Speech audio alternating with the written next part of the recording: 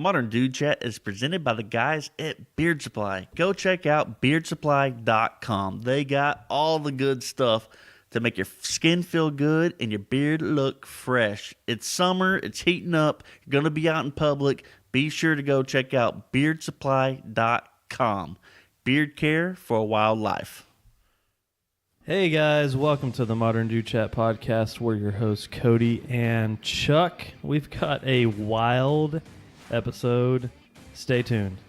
On this episode of Modern Dude Chat, we have a very, very special guest. We have musician, songwriter, Texan, Cole Risner.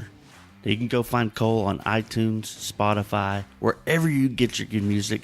Be sure and go check out Cole. On this episode, he sits down with us. He tells us about his musical journey, about his background, how he got where he was.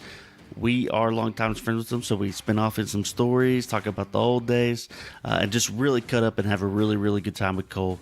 He's always entertaining. I don't think you'll be disappointed. With that being said, Cole is a huge Game of Thrones fan, as we are. So towards the end of the episode, and this is a long one, but towards the end of the episode, we do tail off into a long-winded conversation about Game of Thrones. So if you're not interested in Game of Thrones or don't really, don't have an interest, don't really want to hear about that, no problem. I'll go ahead and give you a heads up. The Game of Thrones talk starts roughly about the hour 25, hour 30 minute mark. So if you're not interested in that, that's about where Game of Thrones starts. And we did experience some technical difficulties there towards the end, so it does kind of come to an abrupt stop. This is part one with Cole Risner, and it's good stuff. And if you're into Game of Thrones, just stick through the whole episode. And if you're not, about the hour 30 minute mark is where we switch over that conversation.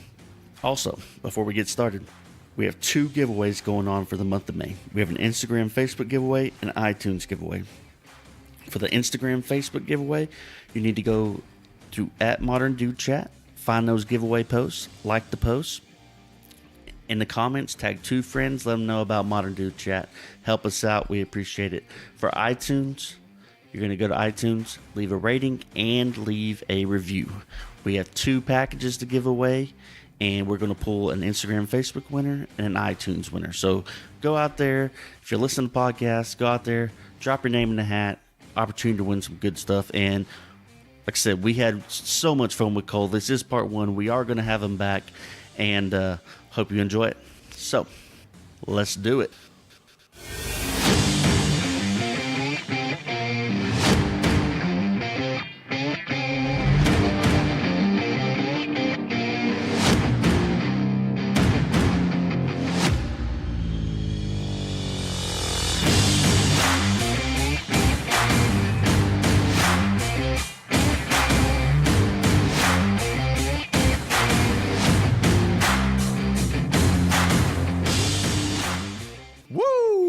It's the Modern Dude Chat podcast. We are back for another episode, and this one It's gonna be good. Oh man, we're excited. We're jacked. We've already been pre-gaming a little bit, and this is episode teased it last week. We got Cole Risner with us. Cole Risner. What up? This is what my voice sounds like. What's up, Cole? What's up, guys? So Cole's We're excited. A musician, songwriter, and we're not going to put him in a box Texan. because he does He's all Texan. kinds of stuff. And but yeah, Cole's Line hanging out power, with us. class 04, boys. There we go. Yeah. So G-Force. that Unit. that line pride.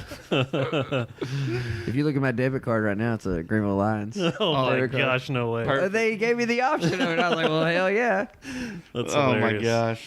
But yeah, we got Cole in the house tonight. Musician. He's actually a longtime friend of both mine and Chuck's. He's been around a while. We went to school together. Where'd y'all go to elementary school? Let's see. Bowie? here. I went to Lamar. I went to Bowie. Did you go to Bowie? Yeah, man. Bowie. Well, we lived in the same. We lived right down the street together. That's right, so- for a while, Yeah, Yeah. that's right. right down the street. Webb Street. Then Cody moved in. That's where we had band practice. Oh yeah. Oh god. That's where it all started, I guess you could say, right? I know, yeah. Hey, Yeah. nice. But yeah, we're excited to have Cole here. I did not grow up down the street from Cole or go to school with Cole in elementary school. Oh. I did later. That's See, fine. no, see. I remember music-wise hanging out in Jeremy's garage and Cole coming over. Oh, yeah, buddy. With the multiple band attempts back then there too. Oh my gosh! I always got nervous going to Jeremy's house because when he told me they had caught that snake in the garage. Remember that snake? Not Martha, because didn't Martha? Didn't Ian have like a pet snake? Yeah, no, his little brother had a snake, But then and they caught like a rat snake or a chicken snake in the garage. Then they put it in Jeremy's room or something. Oh my god! Do you remember this? no, I do not remember this. Should I keep going with the Real story? quick, Yeah, Yeah, no, go. yeah. They had to keep a bed sheet over it because every time you go in there and take the bed sheet off, that snake would like rise up and get pissed. What? And then it just disappeared one day, I think. Oh my god! I can't tell you how many So times. that's the fear you had. I was like, this snake is. It was on chilling the in second garage. story of the house. How'd that snake get down? Down the stairs? I just Dude, snakes are always creepy. remember it felt like, and Jeremy will love this when he listens to it, that every time it seemed like we went over there and we were staying the night, Ian's snake got out. Like every time. It's like, dude, what are you doing? When they Like it got to a point where I was like, dude, is the snake put up or what? Like every time I went over there to stay and I was staying the night. some of the best memories I ever had at that or having at that house. Remember that was I was at the Super Bowl that year at his house when the fabulous wardrobe malfunction of Janet Jackson. Oh, no. Did you ever participate in the epic nip pine? slip. Pinecone War. Pine Yeah. Hey, that's a legend around these parts. Golly, Pine- Pinecone Wars. I remember one time we were. You know what? This is on the internet now, so I'm gonna quit talking about it. Okay, I was about to say some more stuff.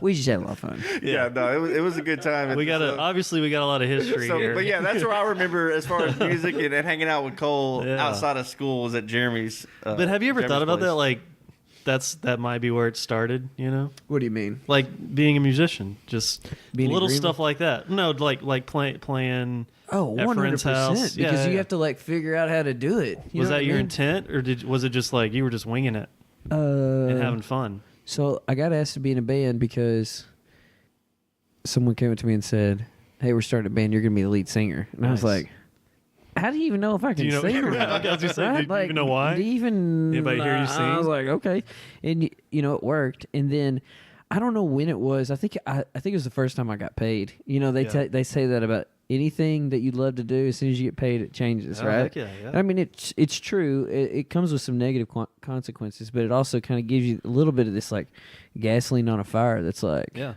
okay, like I could probably do this, you know? Yeah. And so I think that's, of course, you have to just you have to love it first, right? Right, Like right. a professional bass fisherman doesn't love to bass fish because they love to get paid. I mean, they do, but that's not why they started. Right. They started because They love it. It's a Yeah. passion for it. I think for me, it was always like a surprise Yeah. when anything happened. I mean, like literally from now looking back on it, it was always like, oh, I can do this. Yeah. But it was always brought on by somebody else. Like, hey, you're gonna sing in this Encouraging band. you, It yeah. wasn't like, hey guys, I'm gonna get a guitar and I'm gonna try to write songs. Yeah. It was like, I'm pretty good. Just you know, saying. like I'm not great, but I'm gonna get good. But y'all have to listen to these songs for the next 6 years. Yeah. You know, Yeah. before I get good. Which, God bless anybody that listened to me for a while there. Still to this day. Hey, God bless anybody that listened to this podcast early on. Yes. We're all getting better, you know. Well, I can tell you, I feel like #1 fan. I've listened to every single episode, even though if I did have to get caught up on the last one on the way over here, Yeah, I still yeah. finished. Nice, Still nice. finished. Appreciate that. Yeah, man. yeah, I do. Me and Cole were talking about this when he got here. Legit, Cole was one of the first ones. Like when we put the podcast Yeah. out, he immediately started listening and letting us know he was listening. So it was pretty cool. Love that it. he was probably the first one we noticed. Was like, dude, someone's listening to us. Yeah. That's awesome. Oh yeah. So when I we first found appreciate out that. about it, I think y'all had a few of them out already. Yeah. And I like binged them as fast as I could. Like it was like 6 or 7. I was like, I think you told us you listened to like 3 or 4. Like you I was burned like through 'em. flying through them. So that's an interesting. That brings up something. I feel like I'm a content consumer. Yeah. Are you that same way? Not Just hearing you say you like burn through the podcast. Well, I very much like need something else.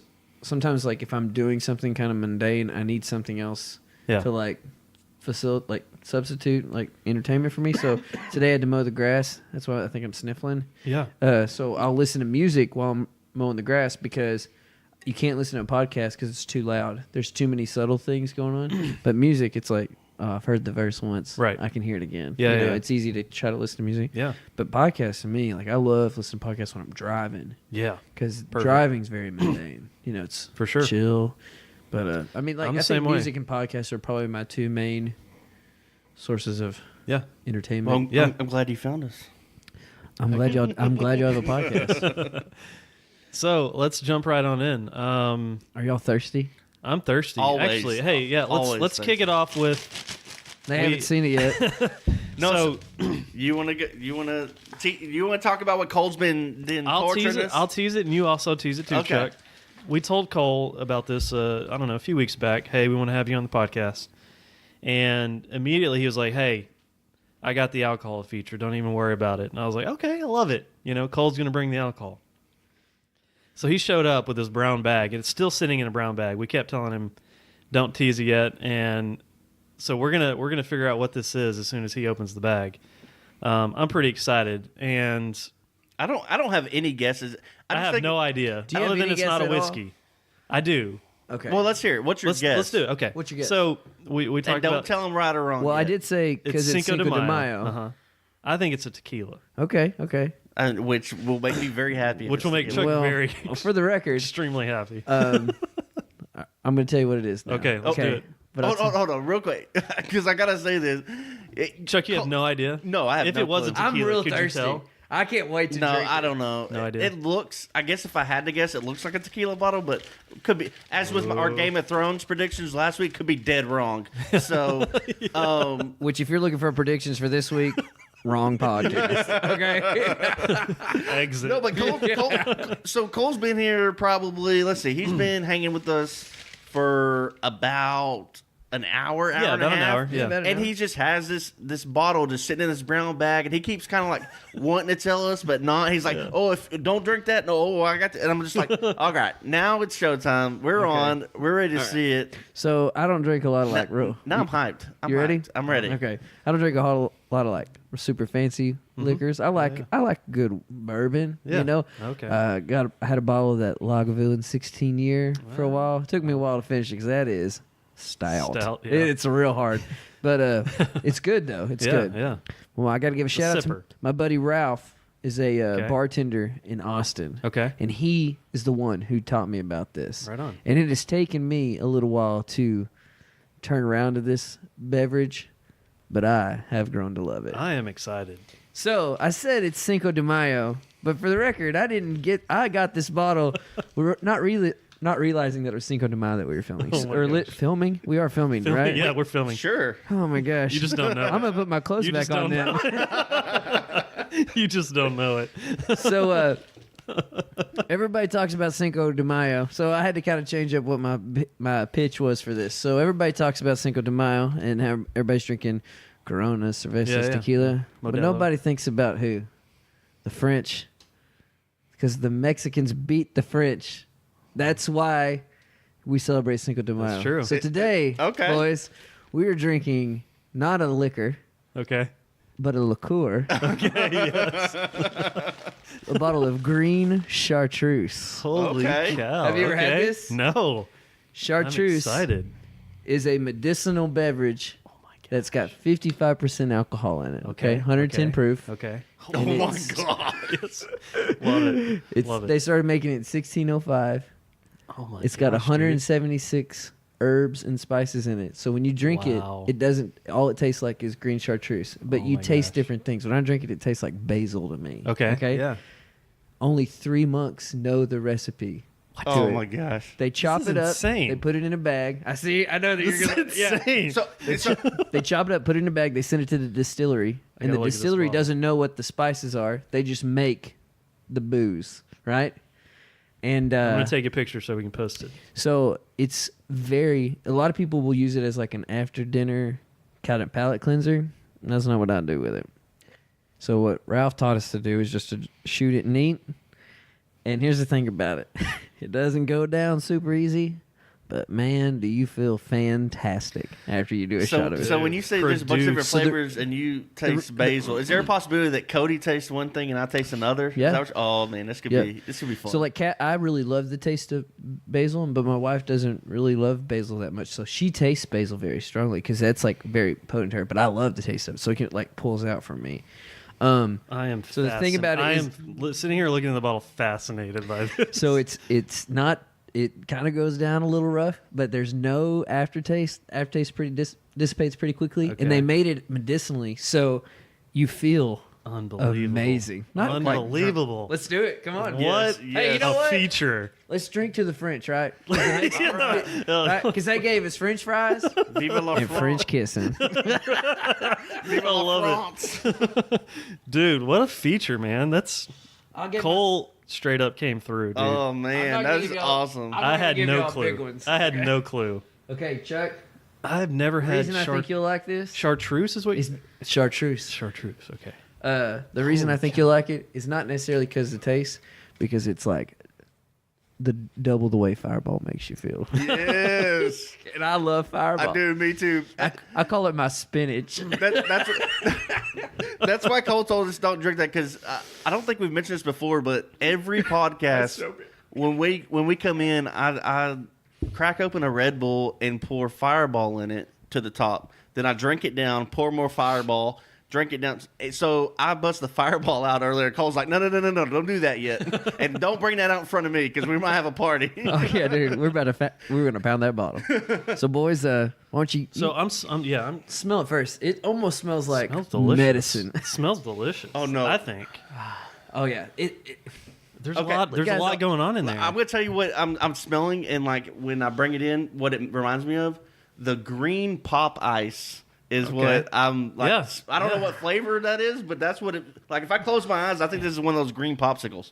I mean, for a liqueur, that's 110%. I am over the Or moon. 110 I'm over the proof. moon right now. Cody's in heaven. Cheers, What a boys. feature. Cheers. Hey, you know what? Let's start to feeling better. That's what chartreuse is for, right? Cheers. So do you shoot this? That's what I do. The whole thing. Shit, he just did it. Oh man, we slowed it. Oh my God, Cody's down the hatch.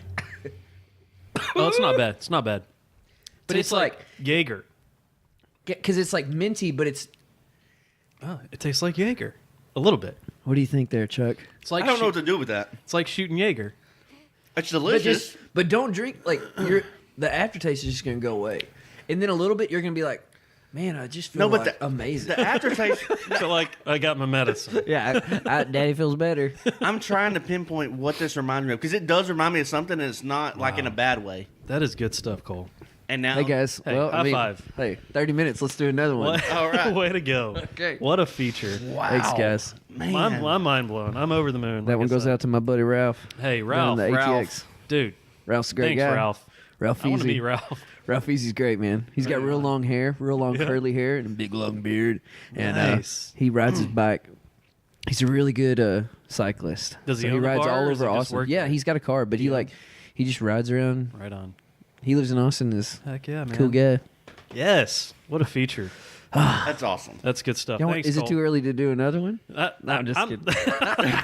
Hey, you're in charge. You're running the show here. We're just Oh, along. okay. Welcome to the Cole Dude Chat, Cole. We're just along for the ride. modern Cole Chat. Okay, so I want to ahead, get Chuck. into kind of because we did grow up together. We touched on that. Yeah.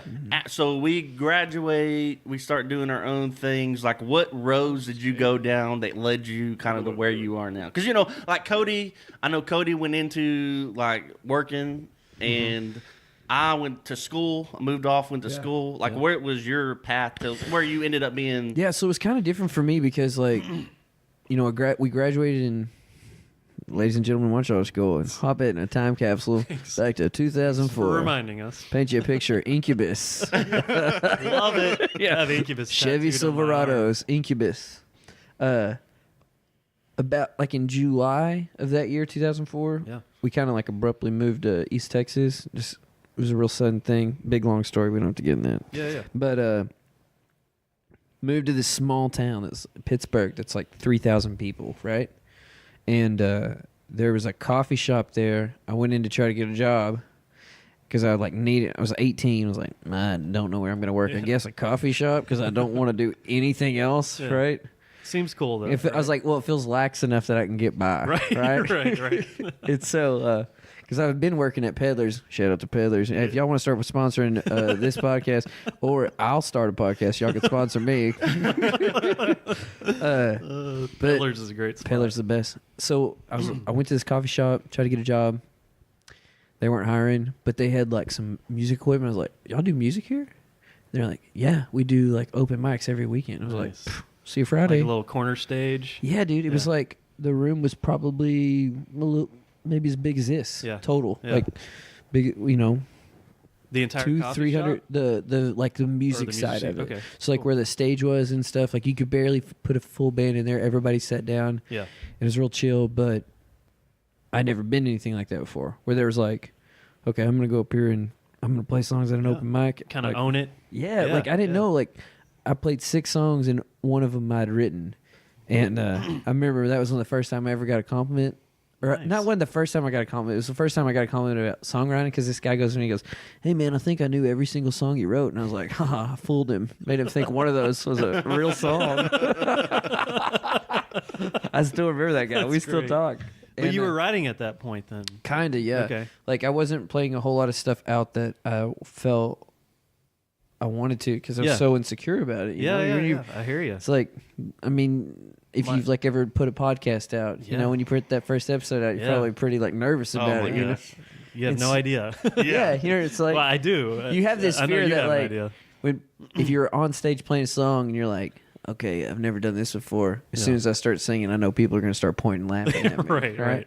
It's getting over that. It's getting over that. Most times you're doing something in front of your friends or family, people you know and you're comfortable with, and when you step outside of that boundary, it's like, what? Yeah, the only other time I'd played outside, like at a gig was at Hastings or Chauncey's. The miners go back, way back. Nice. But yeah, so I just started going to that every weekend, and that's when I learned that I could be like myself, be like a solo singer-songwriter. I didn't have to have like a band. Yeah. And it was it wasn't more lucrative, but it gave me more control, more flexibility. Yeah. Kind of the building blocks. Yeah, and so that's where I kind of learned to write songs. I did a songwriting contest that was like 10 songs, like 10 artists had done it, and I won it. Me and this other guy had co-written a song, and we won. And I was like real young. I was like, okay, people actually think these songs are like real songs. 'Cause if you write a song, it's like, not to get like too off track on songwriting, but it's like if you write a song, you don't know if it's not a real song until somebody tells you that's a good song. Right? Yeah.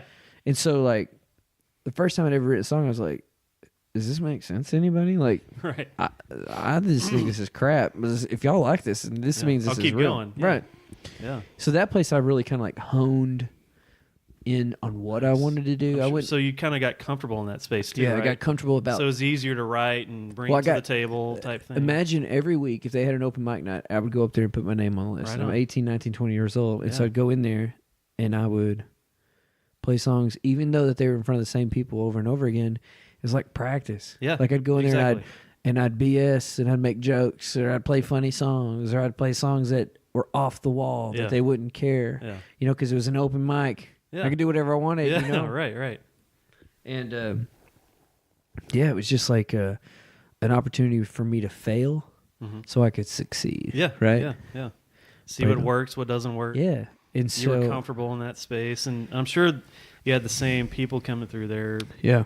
So and it's people were starting to like you and like give you good feedback and even negative feedback too, right? I'm sure. Oh yeah, like it's easy to know because the room's empty, Right. I felt like for me it was like trying to make it in the music industry. You have to take it takes talent, but it also takes a lot of work ethic, because there's a lot of great people that never made it because they didn't have the means to be able to do it. Right. And it's kind of like having one of those things where it's like starting a fire, and every contact and every person you meet and network with adds a little gas to that fire. Yeah, right. for And sure. so you're trying to burn it more and more and more and get it bigger and bigger and bigger. And that's I think that's what led me to where I am now. Yeah. Is it's kind of hard to say like, well, yeah, I do a bunch of different music things now, but it's because of all these other million little things that I did to get to where it is now. Right. Yeah. Totally So- get that. I hope that makes sense. That makes 100% sense. It's because it kind of changes for, like, I don't have like critical acclaim, I guess is what you'd say. Yeah. But there's a lot of little as Cole pieces. Risner, yeah.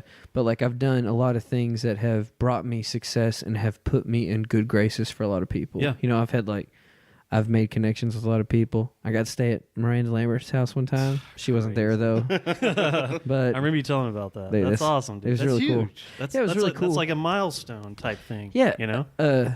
Yeah, like Kind of. yeah, I mean, it was for me. It was cool because it wasn't like a met or anything, but it was like, you know, You were in. that was one of those times where I knew that I was like kind of in the right track. But then, you know, I've had cool things that have happened after that it's just weird how it all works out. Yeah. You know what I mean? Like if you're trying to pursue something in that career though, it's very easy to be like, well, you know, I have a buddy that has done this, or like last week or this week we were in Nashville, right? Mm-hmm. And so we were at this bar called Red Door, and I told y'all earlier that like Maren Morris was at the bar, right? Crazy. And I was like, oh, that's cool. She was legit there. Like, yes. Well, hanging my out. buddy John. So I'm from Dallas. Yeah. And, or we're from Texas. Wait, Well, my buddy John that was with me is from Dallas, Okay. and he's played in the scene, the DFW And scene. Maren's from Dallas. She's from Dallas. Yeah. So Fort Worth area. when this guy comes back and he's like, dude, Maren Morris is outside. He's like, what, Maren Morris is? And he takes off. Yeah. And he comes back and goes, oh, dude, I hadn't seen Maren in forever. I'm Wow. like, you know Maren Morris? What the heck, man? Isn't that crazy? I know, right? And you're connected to that guy, though. But that's Like, the point. How awesome is that? You're But that's how that connected to works, guy. though. You know, that's how everybody gets to where they are. It's like, Yeah. because you know someone that can put you to where, Yes, sir. you know, it's all about being a nice person. Relationships.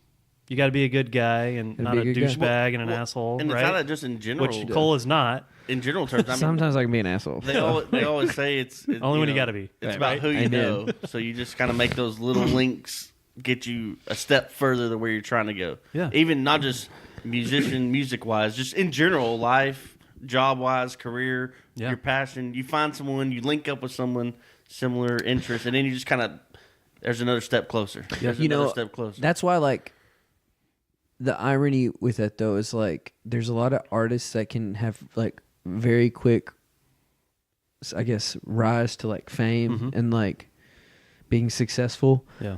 And it's kind of one of those things where it's people that you know and that can get to where you are. But then you have bands like the Avett Brothers Yeah. that the people that they knew were the 2,000 fans that Yeah. turned into Huge fan of 2,500 fans that turned into 4,000 fans. Yeah. And it's kind of like It's a one of the- grind. that's one of those rare situations where it's like, yes, it is about the people that you know, Yeah. but then also there's Work a ethic. million ways to make it in the music industry. And we talked about this consistency. That's very, huge, right? Very much consistency. Yeah. Yeah, I think I'll take another Yellow Belly. Take another. Yeah, I'm Did y'all good. want another Chartreuse? So Has you? I'm gonna Yes. time out and pause. The medicine feels great. I know, right? It's the craziest thing. No, I really like that stuff, I mean, dude. That's awesome. dude. You can put a price on it if you want, but like, is that like low range, high range? Like, if I Okay, want to go out and get a bottle of it, like, what's it? What are we looking at? It's. I mean, it's kind of like a boutique thing. Can we even find it? Yes, I go to Okay. Specs in Rowlett. Okay. Oh, perfect. Awesome. Yeah, buddy, and they have the yellow one. Don't even mess with that. Okay. Okay, that's some bullshit. Yeah. Okay, you need to get the Chartreuse. Okay. Okay. It's like $55. Okay. And so like, like a bottle of whiskey. I literally only drink it if I'm doing shots. Yeah. And so that's probably not the best way to drink anything, right? And so it may take me a little bit longer to drink it, but it's just so there's something special about very it. smooth, You've listened for to one. us comment before. I'm a shot taker. I love it. Chuck So loves this is shots. right up my alley. And the thing about like there's no aftertaste. Yeah. Like it's pretty Well, there's no burn or There's no anything there's like not that. yeah, It's the really burn's not too smooth. bad. Yeah, it's not like a bourbon or Yeah. like a whiskey burn. Yeah, It's yeah. like you said, like a Jaeger. It's is almost like a like Jaeger. a very much a liqueur, very much like an elixir kind of like Yeah. licorice kind of feel, you know what I Yes, mean? But exactly. like Silky. yeah, but only 3 monks. 3 French monks. It's like Insane. they talk all about it on the back. A lot of words I can't Insane. pronounce without Chartreuse. I wonder if, like, I don't know. when they're grooming a monk to take over this place, if that's like they're just No, they have to tell them on their deathbed. They're like, it takes one pinch of basil, 1 pinch of oregano. And then he dies. And then he does. What if your pen goes I out? hope I got Or it. you can't hear right. That's why there's so many ingredients. There was that. What's that telephone game where you keep passing it along? Yeah. People just go throwing more ingredients in it. 1 pinch of basil, monkey butter, duck sauce. What is that? Man, I always say played that game because somebody would add that. And you're like, they did not say monkey butter Oh, you duck would have sauce. You would have the assholes that would just throw that random thing in. I'm going to mess the whole game up. Here we go. No, he said butthole. No, he didn't. That's a teacher. Cody may set one out. I'm ready to go. If you're cold, I'll ride down. with you. I'm not sitting down. If y'all want to do another one, Let's do another one. all right. What are we gonna talk about next, though, guys? We're talking about you. No, Cole. yeah, we're still on you. Oh, you guys are so sweet. I guess we can keep talking about me. So I like hearing the earlier, while you pour this, I like me, hearing the earlier stages of like the development of musician Cole, where it started. And it started in this little coffee shop where it was open mic. You got comfortable.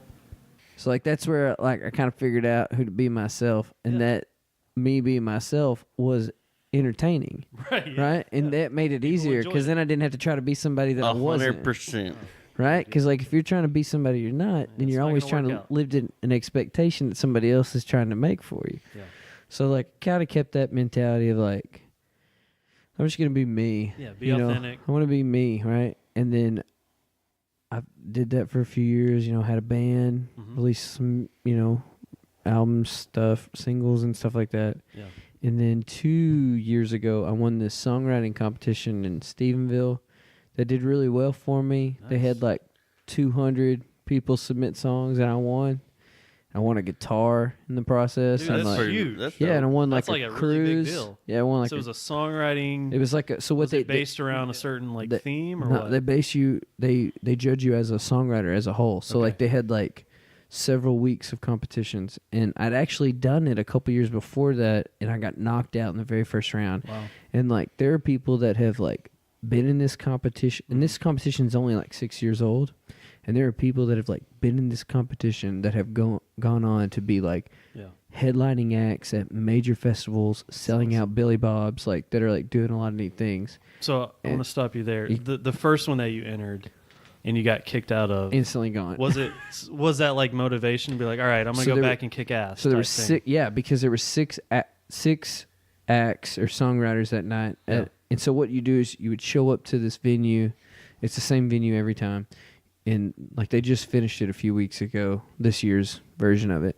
So I guess it was the 7th annual. You show up to the venue, you go up, you play like 3 songs, and then someone comes up after you. They play 3 songs. At the end, they vote a number 1 or number 2. Okay. That first week that I went out, I got knocked out, but it was me, and then 3 of the other 5 artists that were in that are like heavy hitters now. Yeah. And this really? was like 3 years ago. So it felt really good. That's like, okay, if I'm going to get kicked out, I'd rather get kicked In that out company. in something that's so subjective. Like I'd rather get kicked out with these guys. You know what I mean? yeah. And so I didn't really care. And then I went back a couple years later. I was like, well, I'm going to do this again because I've met so many neat people Mhm. and interesting contacts in the scene. And so went back, and then I did it a couple times. And you play like different songs each week until Okay. you get to the finals, and then you play like your best 3 songs. And so I did the songs I played or wrote or whatever, and won that night. And I think that helped me It's a whole lot crazy. because that helped me get a little bit more West Texas notoriety. Yeah. Which is kind of weird to say that I'm like, I feel like I'm a little bit more well known in West Texas than I am in East Texas. Hey, Texas. But that's how it goes. Texas though. is a huge state. You know what I mean? But like, because there's a radio station in Fort Worth called The Ranch, 95.9 The Ranch. Heck yeah, man. And they like latched onto some of my stuff that I was doing, and so they played that a lot. They play the And shit that's- out of you, dude. I that's- hear it all the time. That's good. It's great. But that their like wavelength starts in Arlington Okay. and then goes all the way to like Stephenville. Wow. Right? That's awesome. So, but it also goes Beyond that? points. No, it points to the west. Okay. Because like Arlington to Fort Worth is only like what 10 miles. 10, yeah, it's not very Right, far. but then Fort Worth to Arlington Stephenville to Fort Worth is like 60 miles. Yeah. So it's like how their towers point. That's why I think I'm West Texas. Okay. Wow, that's All right. That's a unique little. It's kind of weird though, right? I mean, it's weird, but One time I went up to this guy. you're capturing an audience out there. Yeah, that, dude. You know, I you was never would have been able to tap into otherwise, right? I was in this bar one time in West Texas, and this guy had on a shirt. It was one of my shirts. It was No a Cole Risner way. shirt. One of them tapped on the back, and I go, "Hey man, that's a dope shirt." And he looks right at me and goes, "Thanks." It's like, Thanks. okay, bud. I want to be like, I'm Cole Risner. That's my You, shirt. you had no idea. You didn't do that? I maybe had sold that to you. No, I didn't want to. I didn't want to feel like a jerk. I was the guy at the merch table that sold. I'd be like, hey, that you want me to t-shirt. sign that for you?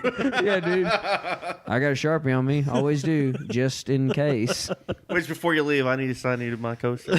But yeah, man, that's kind of That's how I got to awesome. where I am now, you know? Right on. And it's like, songwriting is about, or being, not necessarily, I say songwriting because I feel like that's what every musician kind of like pushes towards. But Yeah. like just being a musician Yeah. in general, Yeah.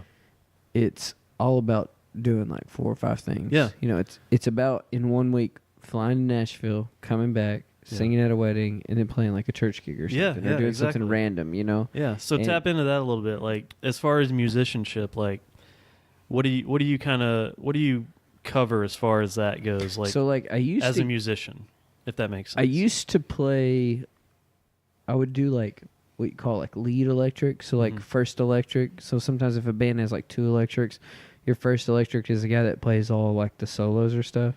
So I did that for like a little bit. I'd play like lead electric, Yeah. and then I realized I got paid more for singing. Nice. So that's where like I could kind of tap that avenue more. Heck you yeah. know, singing at weddings and funerals or doing whatever it was. And Wait, funerals? oh yeah, dude, sing at dude, I got funerals? called one time. It was like 9 o'clock in the morning, which What? at that time in my life was like early. And they'd be like, they call me and I was like, hello. And they said, hey, Colin, this is so and so with the funeral home here in Rockwall. Do you want to come down and so and so got sick and they were supposed to sing at this funeral. Can you come down and sing this funeral in an hour and a half? And I was like, I mean, I guess. I mean, like, what songs are we singing, right? Do I have to learn them? And they're like, it's this song and this song, Old Rugged Yeah. Cross, and another one. I was Yeah, like, you know 'em. I was like, I know the melody. Yeah. I never played them before. I can figure them out, right? And I was like, I mean, I guess I can make it down there. And he was like, I'll pay you $150. And I was like, I'll see you at 9 o'clock. Done. I'm a musician. I I'll will figure see it you. out. Yeah. I am a professional musician. That's awesome. Yeah. So I mean, Speaking of, let's hey guys, let's get some. cheers to Cole the musician. Let's get green with this We're chartreuse. gonna have another Cheers. chartreuse. Cheers. Tap it on. Yes, sir. Always. Boom. Look, and y'all just shot it. I just like smelling it. Like, I enjoy smelling it. Always cough. No. To me, it legit tastes like Agar, or very similar. You know. Yeah, it kind of like there's just it. I don't know if it's sugar, but like it very much tastes like a liqueur. Yeah, liqueur. Silky. I'm going to figure out what this reminds me It's of. very good. It's very, very good. Well, And I'm it's glad that very you guys like smooth. it. And I am. It doesn't go down easy, but it makes up for it. No, It goes down way easier than most things. I think I figured it out. I think it's the, what is it, like the cough syrup or whatever? Yeah. Yes, Robitussin. But, Silky. But not the flavored, like not the kid Yeah, yeah, kind. The yeah. kind that where you take and you're like, ooh. That But goes back to the it's medicine. It very much has like a medicinal feel Medicinal, to it. yeah, yeah. And how, for Is the it- most part, is like the way that like the aftertaste kind of like dissipates. It's not like it tastes bad. It just like Yeah, it's like medicine. My mouth, the inside of my mouth feel kind of numb. Is that normal? my lips blue. They feel blue. Okay, my tongue is not working. So, No, it's good stuff. So okay, you get into songwriting, you get a little bit of confidence winning Yeah. the contest, and you start getting gigs, weddings, funerals, establishing musicianship, so to speak. What happens after that? What- so where does so it take off from there? Yeah, Go ahead, Chuck. That's kind of you were going where I think Yeah. I'm kind of going. Yeah. Where would you say was kind of like the point where you kind of not made it, but this happened or you played this show and you're like, okay, we're we're here. We're riding this train hardcore now. I think the downfall for where I am is it's like I've worked hard enough to where I can go. It's not that I've made it, but I can see how I can make it. For sure. Right? For sure. And, with Beard Supply, you know how that is. Mm-hmm. You know what I mean? And so for me, it's not necessarily about like when I've made it. It's when I know I don't have to ever worry again about. Right. You know what I mean? And that's what I mean. Not. I try to. Music's being weird because it's like you have to. And this probably isn't fair, but I feel like you have to kind of like equate it to being like a plumber, and say like, imagine a plumber who's like, all they want to do is work, right? And the more gigs they get, the more money they make, and right? the better they get and at the their better trade. they get, the higher they can get. They can charge for what they're doing, right? But with music, it's like, I'm happy enough to like. It's like having a plumber that's like, I'm happy enough to like clog toilets, but I'd rather put in French drains. It's like,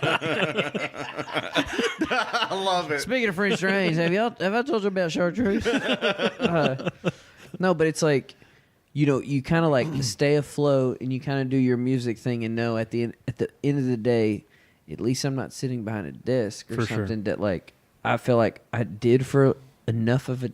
I did it enough to know that I hated it. Yeah, straight up, dude. When I was a bank teller, we've all been there. Worst job I've ever had. Yeah, man. And that was when I thought I was going to burn down a Brookshire's one time, but that's a totally different story. Okay, hated that job. No, but like music's like you keep working, and then if you find ways to be able to make money and sustain a living by doing exactly what it is that you want, that's when you know that you're winning. Yeah. Nice. Right? And do you feel like you're there now? I think I'm closer now than I was 5 years ago. For sure. You're comfortable with it. I mean, I think the part of it is like the chase. It's like if I wrote a hit song and it was a number one song and I won a Grammy, why would I stop there? No, right. For sure. No, you know what I mean? awesome. It's like it's not about a money thing. It's all about the pursuit. Like it's establishing a base to do what you want to do for the rest of your life. And I think that's what something that you love, right? And I think that's what I've learned the most about it is it's like, you want it to be very lucrative, but you also you wouldn't deal with all the BS if you don't love the chase. Right. Right? Yeah, for sure. Like there's people that they give up because, or there's people, I said they don't, and give up. So it sounds like they said they don't give up. But there's people that give up because they feel like they get their back against the wall and that they can't get out of it. Well, newsflash, everybody has their back against the wall all the time. Yeah, man. Sure. Right? Doesn't matter what it is. It's what you do after that. Well, hell yeah. And what you're saying, like when Jamie Lannister had his back against the wall against the White Walkers, but that's a different story. No, but tying into like what we've experienced doing this podcast and what Cody and Josh have told me about Beard Supply, because when we first started this, I was so excited, so amped. I still am, but they were like, dude, keep that. Because part of it is just chasing it and doing it and making it happen. The early Absolutely. stages are the best. And the thing is the most rewarding parts of it. And that's the beauty of like in the day and age that we live in versus like I feel like our generation has been, not to get like too specific, but you know what? Screw it. You know what, dude? That's why we're here. This is modern dude let's chat. pour some Chartreuse up, okay, guys? Let's get into it. Let's get weird. Our generation is I feel like with where I am in my life right now, I feel like half my life I got to spend without the internet. Yeah. And For sure. then like dude. half my life I had to deal with the internet, right? Yeah. So I still feel like I can see where the advantage of the internet is, but we're that generation of like, it's gonna only the internet. My kid is only gonna know a world that has the internet. Yeah, I know, man. You know what I mean? I'm dealing with that now. We've talked about that before, where like we're on the very, very, I think, I don't know how you want to phrase it, beginning or tail end of the millennial. We are very early.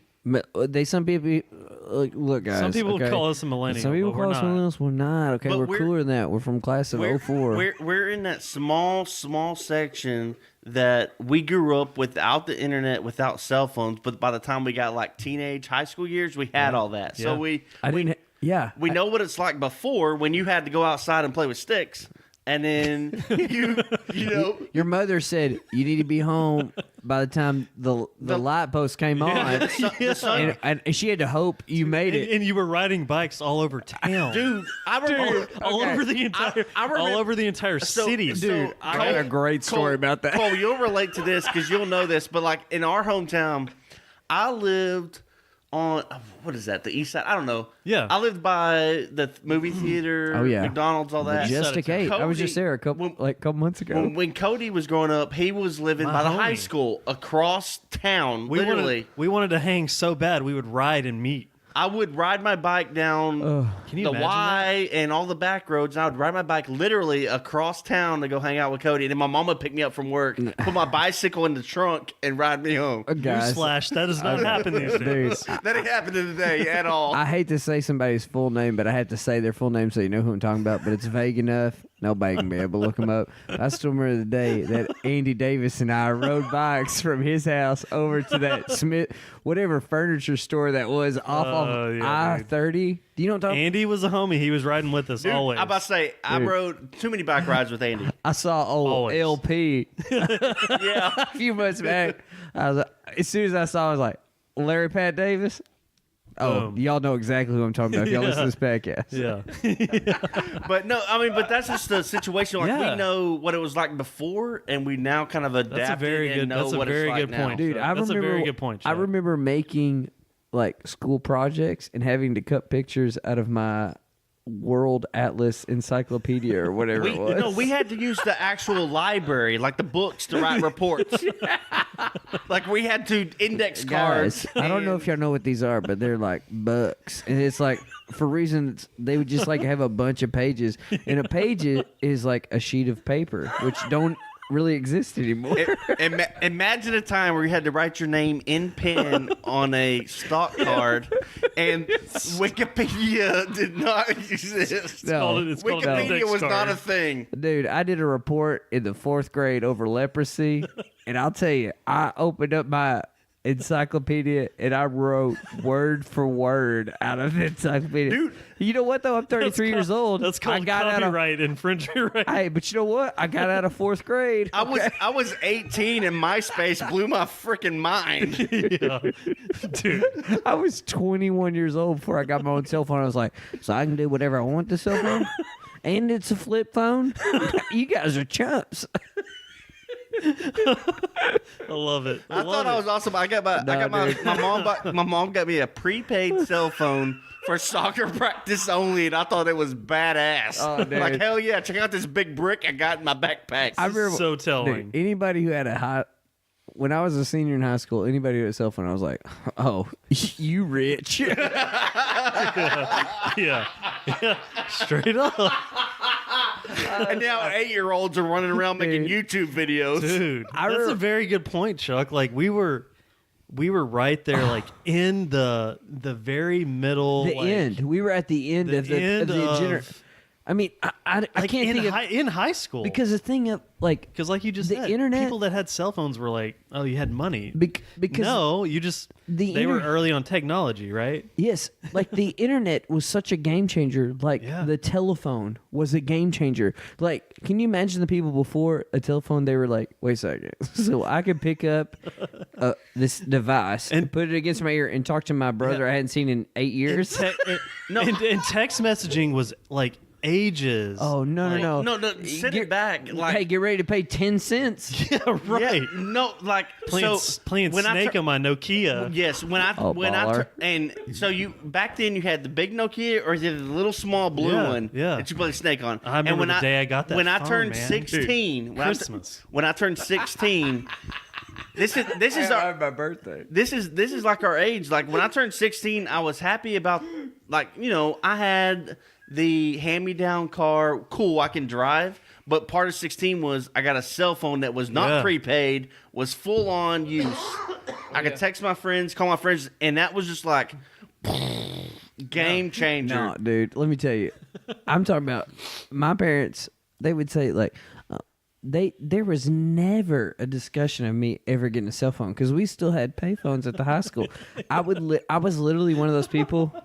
I still remember like being a senior in high school and calling my mom 1-800-collect and they'd go, you have a collect call from come pick me up. And then they'd say, would you like to accept this call? And she'd go, no. And she'd hang up and she'd come pick me up.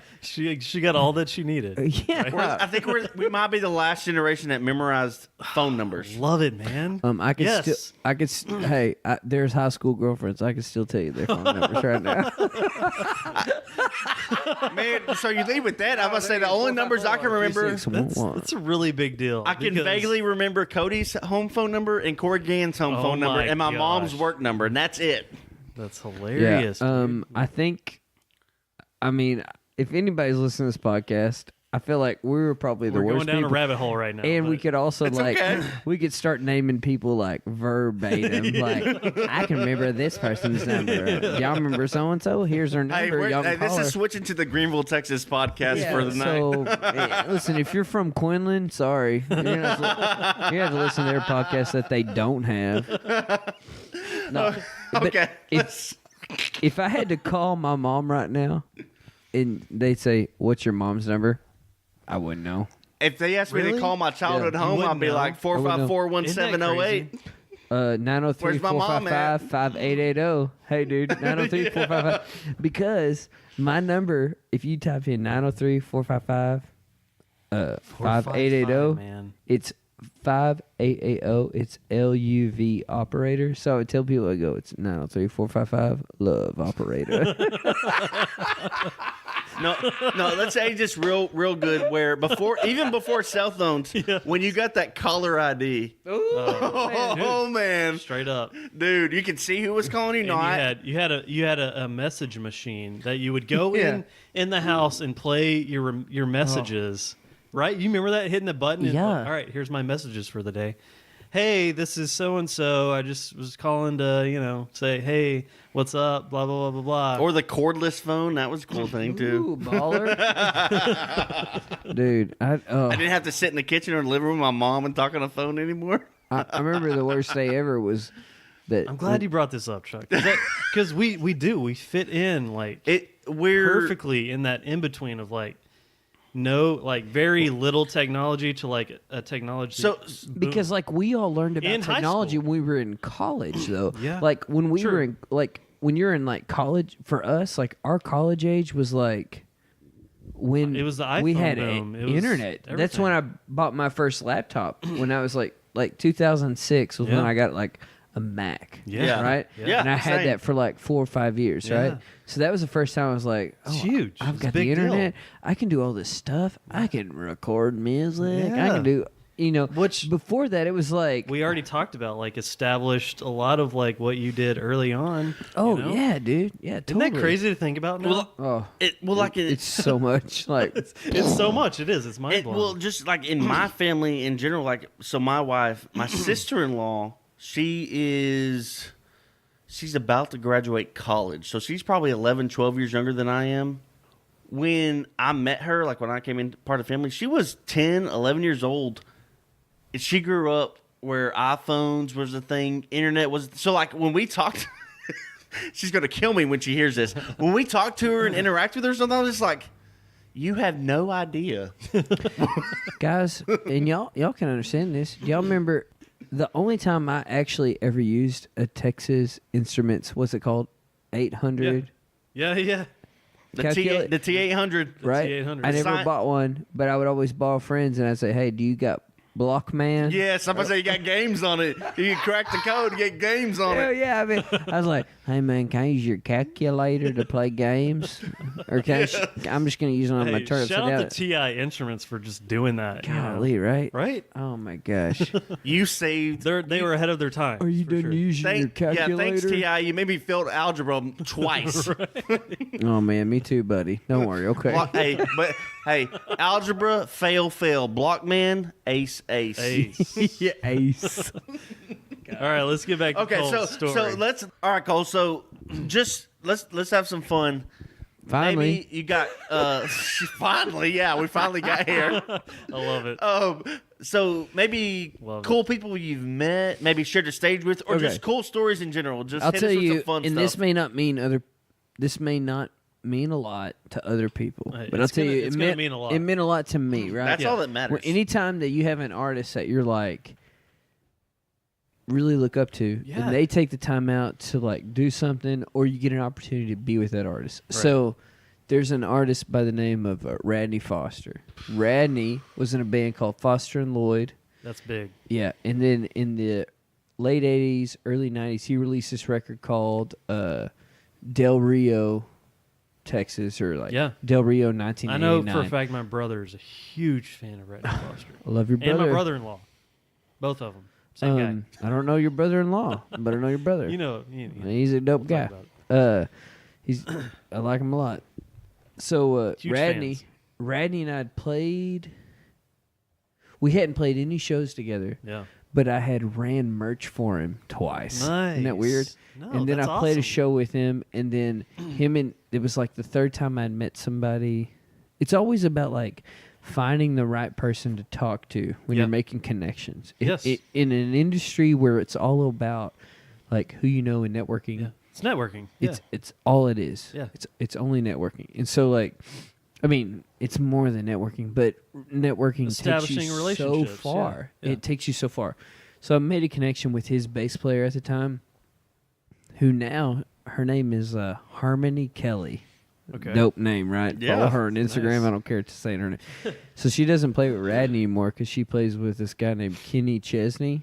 Okay. I Yeah, don't know we've that heard of guy. him. Who's that guy? So Harmony and I, like, we Wow. kind of hit it up. We made like a friendship a little bit, and I was talking to her about like, I'm always trying to learn about gear and learn about like what makes me better. Yeah. And I was asking her some questions about Radney, and she was like, "Yeah, so we were at the airport, and I told Radney that he was, that you were asking these questions, and he started talking to me about strings and pedals and cables and all this stuff, and he finally just said, "Hey, if Cole wants to talk to me, you can just give him my number, and he can give me a call." Dude. So I shot him a text message one night, and I was like, and again, if nobody knows who Radney is, that's totally fine. But just know this: to me, it was a It's big huge deal. It's right? a really big deal, man. Yeah, it was somebody I really look up to. Like his Heck yeah. songwriting is great, and for the record, I wear glasses. Yeah. He was the first artist I'd ever, besides Buddy Holly, Yeah. that wore glasses that was popular. Yeah. And I remember not being self-conscious of wearing Dude. glasses because of this Okay. guy, right? No And you're way. wearing glasses. Yeah, right? no, yeah, we It's all like we do all now. are, right? And We're so all blind. Yeah. this is we couldn't even see our heroes. Social Right? media. We can just hear their voices. Technology. Yeah, thank you, computers. Thank you, internet. You fried my lenses. Yeah. And so That's awesome to hear. I though. texted Radney and I was like, "Hey man, this is Cole Risner. Harmony said Wow. I'd be reaching out. Blah blah blah. If you ever want to call me, just let me know. I want to stop you there. Please do." How did you get to that point? Like what took you to the level of like, I'm just gonna do it. I'm just gonna text How many him. drinks did you have before you texted him? And be honest. Well, To the get thing- like you're comfortable, like, okay, I'm doing it. Yeah. here's what I Or thought. not. Or did Harmony like transition? Harmony was really like well. when Harmony said, "Just give Cole my number." Okay. And he can hit me up. She if made he's you feel interested." good about it. She made me feel like if it doesn't work, it doesn't work, and I Okay, don't care. that's good. Because you know what? So that dude? kind of gave you a boost. Being of in the confidence. music industry, for every 100 emails you send, Yeah. 10 people Straight respond. up, dude. Okay. Straight Right? up. And so if I know anybody that. responds, you're like, let's Yeah. go, bro. Yeah. Right? Let's Yeah. run with it. And so I texted Radney late one night. I was like, no, it wasn't super late, but I was like, Reasonable. "Hey Radney, this is Cole, blah blah blah blah. Harmony gave me your number. If you ever want to just talk about music," Yeah. which is such a vague term because it's sometimes when you get people on the phone, you're like, What does "Hey he mean? man, how do you not just want to like quit what you're doing and like get a job being a waiter or whatever?" Like, Yeah. or whatever. And so I texted him late one night, and he called me at like 11 o'clock at top. He didn't text back. He called you. He didn't text me back. He called me at like 10:30 or 11 o'clock at night. I love And it. I hate to say this because I know love my it, wife's dude. going to listen to this because one, if she doesn't listen to your podcast already, she's Yeah. going to now. Get Okay. out of here. Okay. I'm just kidding. Because her number one booze on it. But I remember that her and I were actually in an argument. Yeah. And I get a phone call and it says Radney Foster. And I go, "I'm sorry, honey." It killed the argument. I said, "I can't talk about this anymore. I have to answer this phone call." And we talked for an hour and a half. Shut Right. up. And I literally had a notepad. and I was writing down everything that he said that was of value. Dude, what were That you is so feeling awesome. at the moment? That's so awesome. I didn't really feel anything until the end of the conversation Yeah. because I was literally trying to soak in as much as he could because that was the only person that I I love knew it. that like had gone to the place that he was, Yeah. right? Yeah. And that really most emulated where I eventually want to see myself. Right. And so it's like, I mean, I was just writing You were down just everything and remembering Documenting, everything. soaking it in. And he just kind of, musicians, as you can tell from this podcast, we like to talk. Like we like words because we listen to music or whatever. And so we, wrote down everything he said and just kind of went from there, It's And crazy. we kind of stayed in contact after that. But like, that was a big moment for me because at the end of the day, I felt like I had an hour, like a 90-minute master class. Yeah. You know what I mean? Oh, that yeah. No, And so I it's feel like, even if That's dope. even And if nothing and it's happens, the only out of time it it was going to happen. was the only You time felt it's gonna like, happen. right? Yeah. I can kind And of so sense that was yeah. that was a really big moment for me. And so I still got his number in my phone. Yeah. Hopefully it's the same Yeah. 615 or whatever it is in Nashville. But Dude, that's awesome. I've done that, and then I've got to share stage with like heroes, yeah. people that I looked up to. I remember going and seeing people play at the Hunt County Fair Mm-hmm. that like I later have now become friends with. Yeah. And like that's a good feeling, right? awesome. Like when you're playing like the music I'm playing or Texas country or Texas music or whatever, Yeah. and you go to a venue and you see the band that you've paid to come see, and they come down and you can talk to them, Yeah. and it's like that little moment Yeah. really holds a lot of weight. It kind of changes your whole perspective on Well, it, right? and Because if you only go to American Airlines Center and watch concerts, Yeah. you're gonna have a skewed perspective of how those Yeah. artists actually they're got not there, human. Right. Yeah. right? Because once you get there, I mean, you've done all the rodeos, You ain't all going the back. fairs. You're not playing any county fairs No, 'cause anymore, so- at least for not 30 so- years. So like, so for example, like a few weeks ago, I went and watched Eric Church at American Airlines. Oh, rock and roll, brother. No, Hell yeah. no. But like when you get to American Airlines, there's no opening act. It's him for 3 hours going balls to the wall. But you don't. You're right. You don't see him playing at the Houston Rodeo, or you don't see him playing at the fairgrounds, bars. You're cutting his teeth. Yeah. What's cool is so also I love that term. like I love that term. so I went to see Garth Brooks when he came to American Airlines. Yes, sir. I went there too. And I don't know what night you went because he there 3 nights. Oh, he did a bunch of nights. But one of the or 5 nights maybe. Oh, he did. But, he but, did. He did. But a the lot. night he went, he paused and he was like, I just want y'all to know I played Southern Billy. Junction. Yes, and he Holy- called And I was out like, Southern Junction, and I was holy like, shit, are you dude, we serious? kicked it on the weekend at Southern Junction. My heart melted through my eyes. Yes. Wow. Yeah, no, Garth Brooks. Cole, have you played Southern Junction? Not yet. Oh, wow. When you do, Yet. let me Get know. me on the docket. Oh, 'Cause- everybody no, will know. 'cause- I'm having an airplane with a banner flying No, 'cause around. honestly, Yeah. like, I love Southern Junction, and Oh, I mean, Sojo if I is- went- like Randy Rogers classic. rolls through there, Dude, we went all and saw them- Randy Rogers there. You know what else we saw there? The Bellamy Brothers. Ooh. Okay, Wow. If you've never seen them live, I have. I've heard. I would recommend because it's not going to be like a super crazy ticket, and even if it's more than you'd ever spend, and you're like, well, I mean, at least it wasn't $100. Like you should definitely go see the Bellamy Brothers because it's one of those bands where you're like, oh yeah, I know this song. Yeah, this is a Yeah, great song, and yeah. then you go, oh, I didn't know they wrote this song. Yeah, you know all the songs. Literally, you don't know who that is. that's the only band that I'm like, I didn't know they wrote this song. Yeah. I didn't know they wrote this song, and it's Well, just something else. it's just like when you go, like you mentioned, when you go to those big shows, and then like Garth, for example, he says, hey, I got my hands dirty in this area. Yeah. Like and he calls out the small bars, the small honky tonks that you've been to, that you go to, and you're like, man, Love if I it. was 20 years younger, I could have possibly seen him in his heyday when he was cutting his teeth, like you said. Yeah. Well, the thing is though, and you can't ever like look down on that situation because it's like you have to go watch guys now that are gonna be the Garth Brooks in 20 years, like Yeah. the Cody Johnsons and like the Co Wetzels and like guys like that. It's like you kind of gotta find opportunities just to go see them and be like, I got to see what the buzz is about. And then in 15 years, you go, well, shit, I'm glad I saw. Tyler Childers. So I'm gonna Don't even get me started. Tyler Childers, man. So I just want to say that I want to throw this out there. We need another album. Super mainstream, but like when he plays this song and shows the video that goes with it, when George Strait plays Troubadour. And in that, Cole's got his hand raised and his head lowered. Take me to church. No, when he plays Troubadour, the music, like, because I've seen him in concerts and I've seen his, on TV and stuff. When he plays Troubadour, they play a music package. It's him literally playing the old Texas bars and stuff. Man. And it's talking about I was a a traveling musician when I was young. I'll be a traveling musician when I die.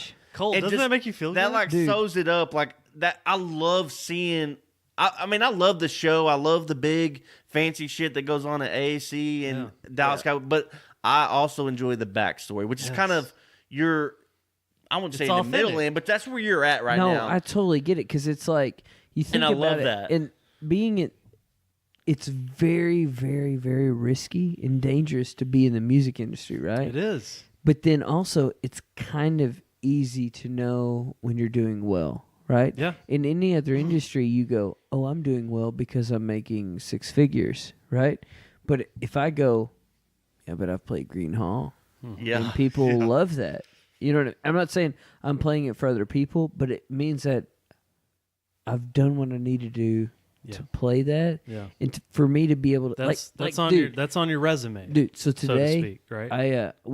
We just bought a house and we've only been there a few months, Right on. and so this morning before I left for a gig, I met one of my neighbors I hadn't met yet, and then this afternoon when I was mowing my yard, he had a shirt on that said Green Hall, and I was like, dude, I love Green Hall. I've been there. I played there, and there's something about playing like venues and doing certain things. Like we were talking about like interesting, cool things that have happened to me. And one of my favorite artists is a guy named Hayes Carl. Yes. Okay. So, dude, have you heard Hayes Carl, Chuck? I have not, which is funny. Go ahead. I just picked up my pen as you were talking to me. Can I give you a record to listen to? Yeah. What's your favorite Hayes? Played it on Tap Fest. Do you have it? Which year? Fort Worth. You missed it. I went to the one in San Antonio. Hey, side note, Cole has worked a few Beard Supply events. I went to us. the one that in Dallas. With the Flaming Lips. With the Flaming Lips, and then the one in San Antonio was with yes, sir. You did Metric. go. Dude, that was Metric. No, who that was a there good when one. I went? That was a good one. It was it was a rap artist when I went. Yeah, it was half of Outkast. Big Boy. Oh yeah, Big Boy. Yeah. Hey, not bad though. He just did a YouTube of a Tiny Desk concert. He played freaking Super Bowl. Dude, you remember dude, that? Played the freaking Super Bowl. Big Boy and Andre 3000, they're still Classics. slamming. Dude, they are slamming. Bangers, as what you could call them, right? Yeah. a banger. Bangers, please. Dude, Do you have any bangers? Look, write down Hayes Carl, and then the record, write down K-Mag, K-M-A-G, Yo-Yo. K-Mag Yo-Yo. Got it. It's like 2 words. It's a military acronym for Kiss My Ass Guys, You're on Your Own. Okay, nice. I Listen love to that. listen to that record first. Okay. But then know that like Hayes is like probably one of the first guys that I was like, this is the closest thing. Because like as an artist, you know what Hayes reminds me of? Or similar to Sturgill, and loves to play only festivals. How do you feel about do you like playing really closed, like you said, Intimate? 8 airs, intimate for right now, but I would much moving forward, would you rather play festivals and stuff like that? If I can get the same response that I can get from 500 people that I can get from 50 people, I'd like to play in front of 500 people. Yep. But if someone goes, hey, you need to play in front of 500 people, did y'all hear that shit? No, that's right. That's all right. If they're like, hey, you need to play in front of 500 people, I'll say, well, can I bring my band? Because I'm obviously not loud enough with me and my acoustic. But if they're like, you're only playing in front of 50, I know I'm going to put on a better show for 50 people than I am 500 because I don't have... Makes a lot of sense.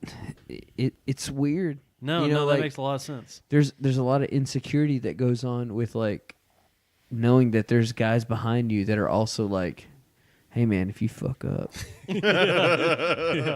Yeah. we're all to blame. Yeah. You know, yeah. or whatever. For And real. so like, I feel like playing in front of the number of people that you're playing in front of is irrelevant because if you're not being the most real version of yourself that you can, then you're already losing. Well, Yeah, I bring that it up don't make because much sense I to saw do. Hayes for the first time at Untapped Festival, which was that craft beer festival. yeah, in Fort And I Worth. loved him. Yeah, he was amazing, you know. And I don't even know like his backstory or like how he got there, but like Yeah, how did he feel about that? Man, you know? I could probably talk a whole podcast about Carl. Like won't Hayes get is into it. Look for Cole Risner Part 2. Yeah. dude. Oh, it's coming. I don't really know like- Hayes personally, but I know because of Hayes, my record that I did a few years ago, Better Man, Yeah. I did it with a guy in Oklahoma named Travis Linville because he does his own stuff and I really liked his own stuff. Yeah. But I never heard of him before he played with Hayes Carl. Nice. So I found out about him because of Hayes because Wow. he's his lead guitar player or whatever. Holy cow. And I mean, he did a great job, That's awesome. but you know, I wasn't like trying to get to him to get to Hayes. Or Right, whatever, right. But like, I just knew that. Just trying to use the same. And I remember when you were up there in Oklahoma recording. Oh, Better Man, dude, yeah, it was great. And that I feel like that's a good plug.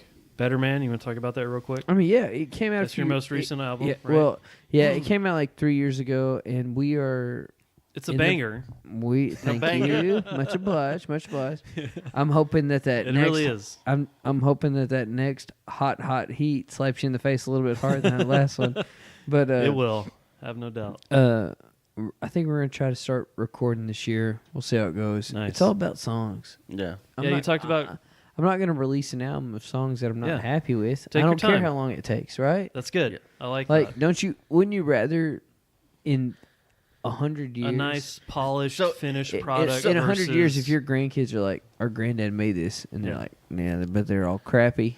So You know what I mean? so I'm gonna throw you a curveball, and Yeah. this may be like picking your favorite kid, which most people don't do. That's fine. But if you were gonna I do. suggest, like, if you had to suggest like one song, if you were talking to somebody and said, hey, or like I on your behalf was like, hey, go check out Cole Risner, listen to This one song? yes.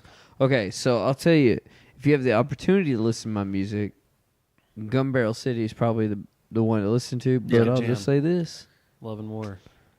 Do you like Love and War? Is I that love Love and War. I wrote I feel like we three should down plug that I Love and War. love. I feel like Oh, we should okay, plug Love and Charlie, War. please. Go ahead, Yeah. Chuck. Before I start blushing, why don't you go and tell me what three you love? So Gun Barrel City was on there. Of 'Cause I do- course. of course. It's a banger. So and then the other one off Better Man that I liked was How It Feels to Me.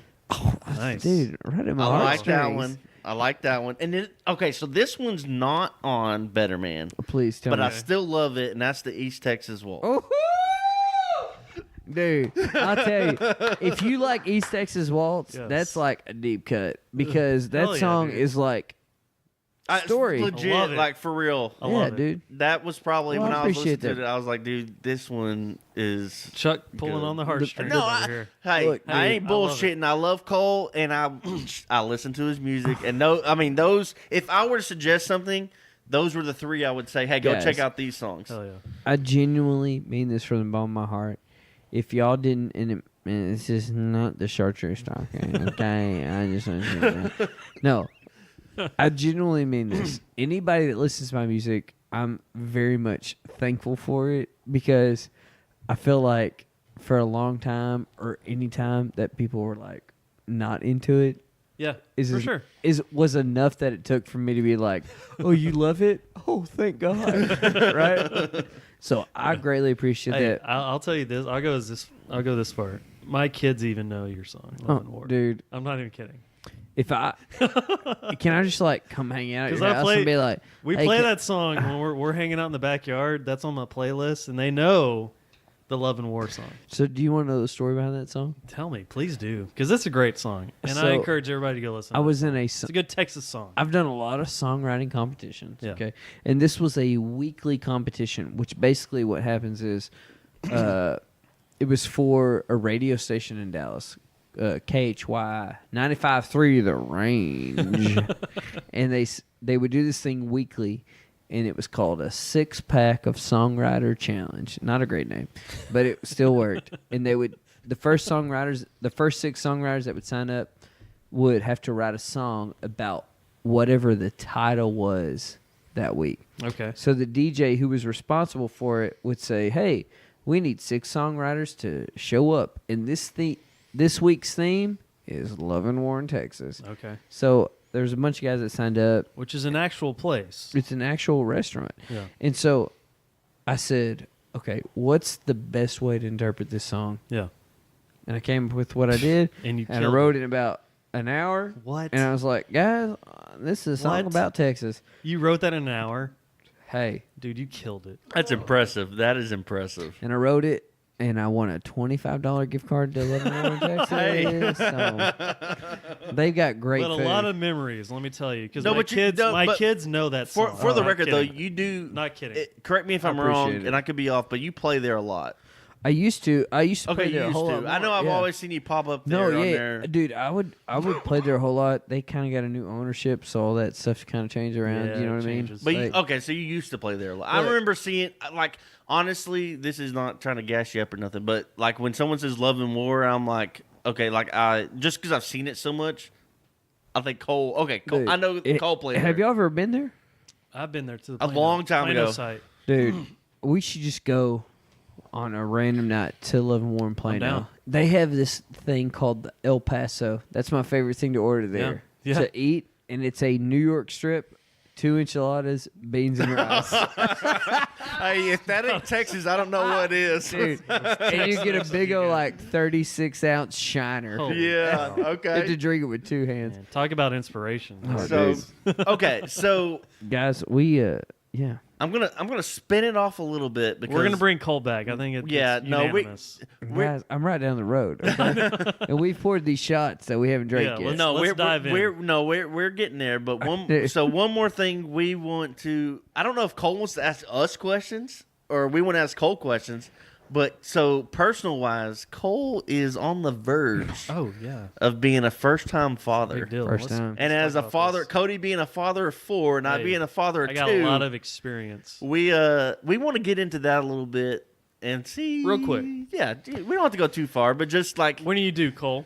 May 26th. woo, oh my gosh, you're like Glad we right snuck, there. I'm glad we snuck you in. Yeah. Our doctor said if you have that baby today, we're not going to stop it.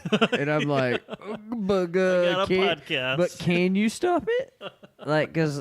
Can we get like 9 more months? Can we make this an 18-month baby? That baby's gonna I come don't out think your wife 24 would pounds. appreciate that. No, that baby's gonna come out like a bowling ball. Love it. Half-size human I did who make- just I did falls make out the- talking. And Yeah. it's like, Full mouth of teeth. yeah.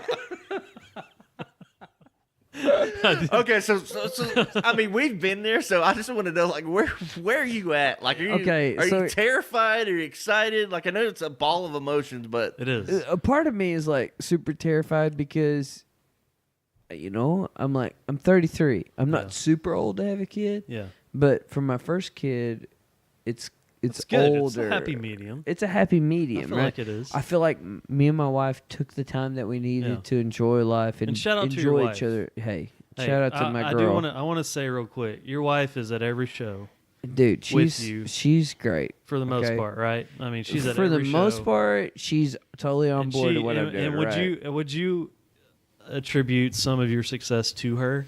Yeah, because I Her feel like support. the thing with, I mean, It's huge. I know yeah, I mean, I know this is a super loaded question, but it's kind of like it is. Just well, I've been married for in June we'll celebrate 10 years. yeah, that's awesome. Right. So like that's like pretty significant. Yeah. Well, that's And not so just pretty. to have- it is significant. It is very, Yeah. but it doesn't like to me. It doesn't feel I know, it's significant flown because it's by. like to me it's like the same girl that I proposed to. Yeah. Yeah. right? Yeah. And just to have someone that's like you can see in their eyes Uh-huh. like what their emotion is and that it matches your emotion. It's like, That's awesome. hey, I remember the day she told me that we were pregnant. It was like I could see it in her eyes, Love it. and I know she could see it in my eyes. Love it. You know, that's it awesome, was like- dude. You Well, never we- forget that. we- You don't ever forget I think that. we're really excited about it, but we're also at a place in our life where we're like super ready for it. Yeah. And we know that having a kid is not going to define us Yeah. at all. But gonna make you better. It's going to make us better. Dude, Hell yeah. hey, it is a roller coaster, but the ride is freaking awesome. Yeah, I cannot. Like it You're is gonna hard to wait. describe And I know Cole's to, gonna be to a other great- people. both of you guys are gonna be Oh great man, parents. it's gonna be I awesome. can't wait. I can't wait either. So I how can't many wait kids to do be, y'all have though? Cody, you I have got 4. Yeah. Yeah, man. House Cody's full. like I'm real gonna, dad. hey, you're gonna. You know what's funny? How your oldest is 13. 13, He's and gonna your be in ninth youngest grade. is 2. Yeah. baller over here. So you know What what's about funny? you, The Chuck? comment was made today. You're gonna see me age within the next 10 years significantly. Oh, Yeah, because you're gonna 'Cause have I got one three, going into high school, two teenagers, and then 3 or girls. 3 teenagers. Yeah, a teenager and 3 girls. Yeah. I have. you should probably be. I'll be here. president I'll of be here on the US. podcast as long as I So can, guys. I'm kind of Roll you in a more. wheelchair. I'm kind of more in Cole's. Like honestly, like this is sounds. This gonna. I don't know if it's bad or good because I know I love my friends. A lot of them had kids earlier in life, but a guy that I look up to. I think he was in high school when I moved in next door to him, but I've known him my whole life. So he's probably about 18 years older than I am.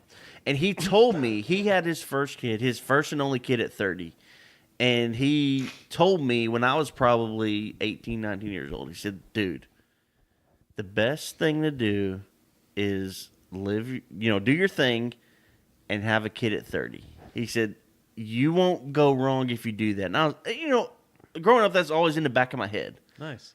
And so I made it like it was a goal, because I was terrified of having a kid in general. Ditto. And then I got in a serious relationship, got married, and then my goal turned into I want to have at least one kid by 30. And I made it by 3 months. So Hey, that's pretty good. So she was born in You're on November. track, Chuck. She was born in November. I turned 30 in February. So Nice. 3-4 months, whatever. But anyway, so I'm 33 now. I have a 3.5-year-old and one that just turned 1 last week. Yeah. So I have a 3 and a 1. But you feel good though, right? Dude, I love it. I love it. Like, because Dude, and I'm looking forward to it. and this- I can't. Like it's gonna. this fill is it. where- you're probably gonna write even better songs. I'm not even kidding, Cole. No, I don't want to write You songs know that I'm you are. crying well, through. and No, this but is you're going this to. is where I probably like will. You're gonna tap into a whole nother level of emotions that you don't even know. this is where about. Cody and I kind Oh, I know. of differ as far as life perspective, and it's not a bad thing either way. Like because I know people that had kids when they were 16, 17, 18, I was 19. 19 when I had my first. And by the time they're 26, 27, their kids are old enough to do their own thing. And now in their late 20s, they can do what they want. Like the adults, you can kind of do your thing. Your kids do their thing. And then me, I'm now at 30, and it's like, okay, now I'm a homebody. Like we just do zoos and carnivals and stuff. Hey, but I've had plenty of nights in my But no, 20s. well, that's what I'm saying. Like Tied one on. well, that's what I'm saying. Like for me personally, just in my experience, and which I would think you're kind of on the same level. yeah, I think you guys are Like the same level. when I think deep down, when I go to sleep at night or whatever, I got everything out of my system that I wanted to do. Like I don't Me regret. too. Like there's not nothing in my 20s like now that I'm like, oh, I wish I would have done that, or no, I got it done, and now I get to experience the next level, which is what you're about to go into, fatherhood, Yeah. which is a whole new story. It's awesome. Which We don't know what the sex of the baby is. We're not going to find out till we get I was there. gonna ask you, but But like, I did my research, and you guys still don't know. we still don't know, and I think that's kind of helped. Like, What an subdue. intense ride. Yeah. I have to go to the bathroom like so bad right now. I'm like twitching so okay, bad. Here. okay. High five. So do you want to wrap this up and then we can go, or do you need to go right now? No, Cole's gone. Cole's leaving. He is Cole has his hauling pants- ass to the he has his bathroom. pants down. All right, we're gonna take a break for a second. Let Cole do his thing. Hey guys, real quick, let me tell you about Beard Supply. Beard Supply produces all natural products for your beard. It's easy. It's simple. Beard oils, beard balms, mustache wax. Our number one selling product is our beard soap. It's all natural, makes the beard feel soft. The ladies love it. It smells good. You got to get on it. Grooming is important. Taking care of your beard is important. Go to beardsupply.com right now. Use the code MDC Podcast to receive, I'm not kidding, 50% off any beard care product. Use the code MDC Podcast, 50% off. Get the goods, you name it. We have it. It's going to make your beard feel awesome. Check it out now. That's beardsupply.com. MDC Podcast is the code for 50% off. Beard care for a wild life. Okay, we're back. Cole's back from the bathroom. I'm going to make it a point to Came right out. come see that too. Cody went to the bathroom. Yeah. So I did not go to the bathroom. If you're keeping tabs at home. He just keeps peeing his Hey, pants. take a shot every time everyone goes to the bathroom. Okay, so Cole's about to be a father. This is going to be nuts. It's awesome. To sum it up, like I said, it's a freaking roller coaster. There's highs and lows, but the overall ride is amazing. Yeah. And you're going to have no problems, no doubt. Like, Well, I'm excited about it. You're a good place in life. so, and with that, like we talked about, you're kind of on, I won't pause, hiatus, like as far as music goes, because, you know, it could happen now, it could happen 2 weeks from now. But your next show that's, is coming up, it's in July. July 18th. July 18th. That's in Dallas. Hiccups. I got hiccups, though. Cole's got the hiccups. Sorry, guys. We've been drinking We ain't done yet. alcohol. So July good. July 18th, Dallas, Texas. It's at Sundown at the Granada. okay. So sundown at the Grotto in Dallas, good Texas, spot. July 18th. If you're in place the is great. area, we have a lot of Texas listeners. If Yeah. you're in the area, go check Cole out. Yeah, let's go support go- him. It's nice and cozy. Please. It's nice and cozy. That place is great. Good food. I'm gonna go Yeah, say it's really good food. And Shiner and Lone Cody's Star. gonna be there more than likely. Yes, sir. I would say I'm gonna make I'm a going to point. be there, but off the top of my head, actually, I might be in some of your stomping grounds. I might be in New Braunfels floating the river, so I might be at Green. I might be at Green Hall that week. no, yeah. Go So- down to the go down to the snake farm. If I'm around Dallas, I'll be there. But Hiccups. either way, Yes. the Snake. next show for sure for Cole is July 18th, Yes. Sundown at the Granada. Go check him out. He'll And, have a baby by then. yeah, he'll be a new dad. He might be worn out. We'll see. So buy me shots, bitches. But so you can find Cole's music. You're on iTunes, right? Oh, yeah. iTunes. I know you're on Amazon. Plug everything right now. Okay. Where can we find you? I'm gonna try to Instagram? plug this. Yeah, Instagram at Cole Risner. Facebook at something like that. Cole I can't- Risner. Probably Music, Cole I- Risner. Just I search think- Cole Risner music. At Twitter, I'm at the Cole Risner because there's this kid in Michigan that has at Cole Risner, and Really? he hasn't used it in like 2 years. His name's Cole What a Risner. punk. Give him $20. I bet he gives you the Oh, handle. yeah. I've messaged him. I told him, I was like, dude. And he was like, yeah, dude, no problem. I'll change it. I was like, man, I'll send you all this merch Yeah. because it's like already got your name on it, right? Perfect. He's like, sounds great. Never change anything. So if you're gonna check me out on Twitter, it's at the Cole Risner. Okay. And then where can we stream your music? iTunes? Spotify, Apple Music. Okay. Amazon. Amazon. Yeah, the big hitters. Yeah. Like, So you, hey, Oh, just anywhere you can find a just banger. get on- That's where Cole is. yeah, Yeah. you know what? Get a new phone if you can't find it.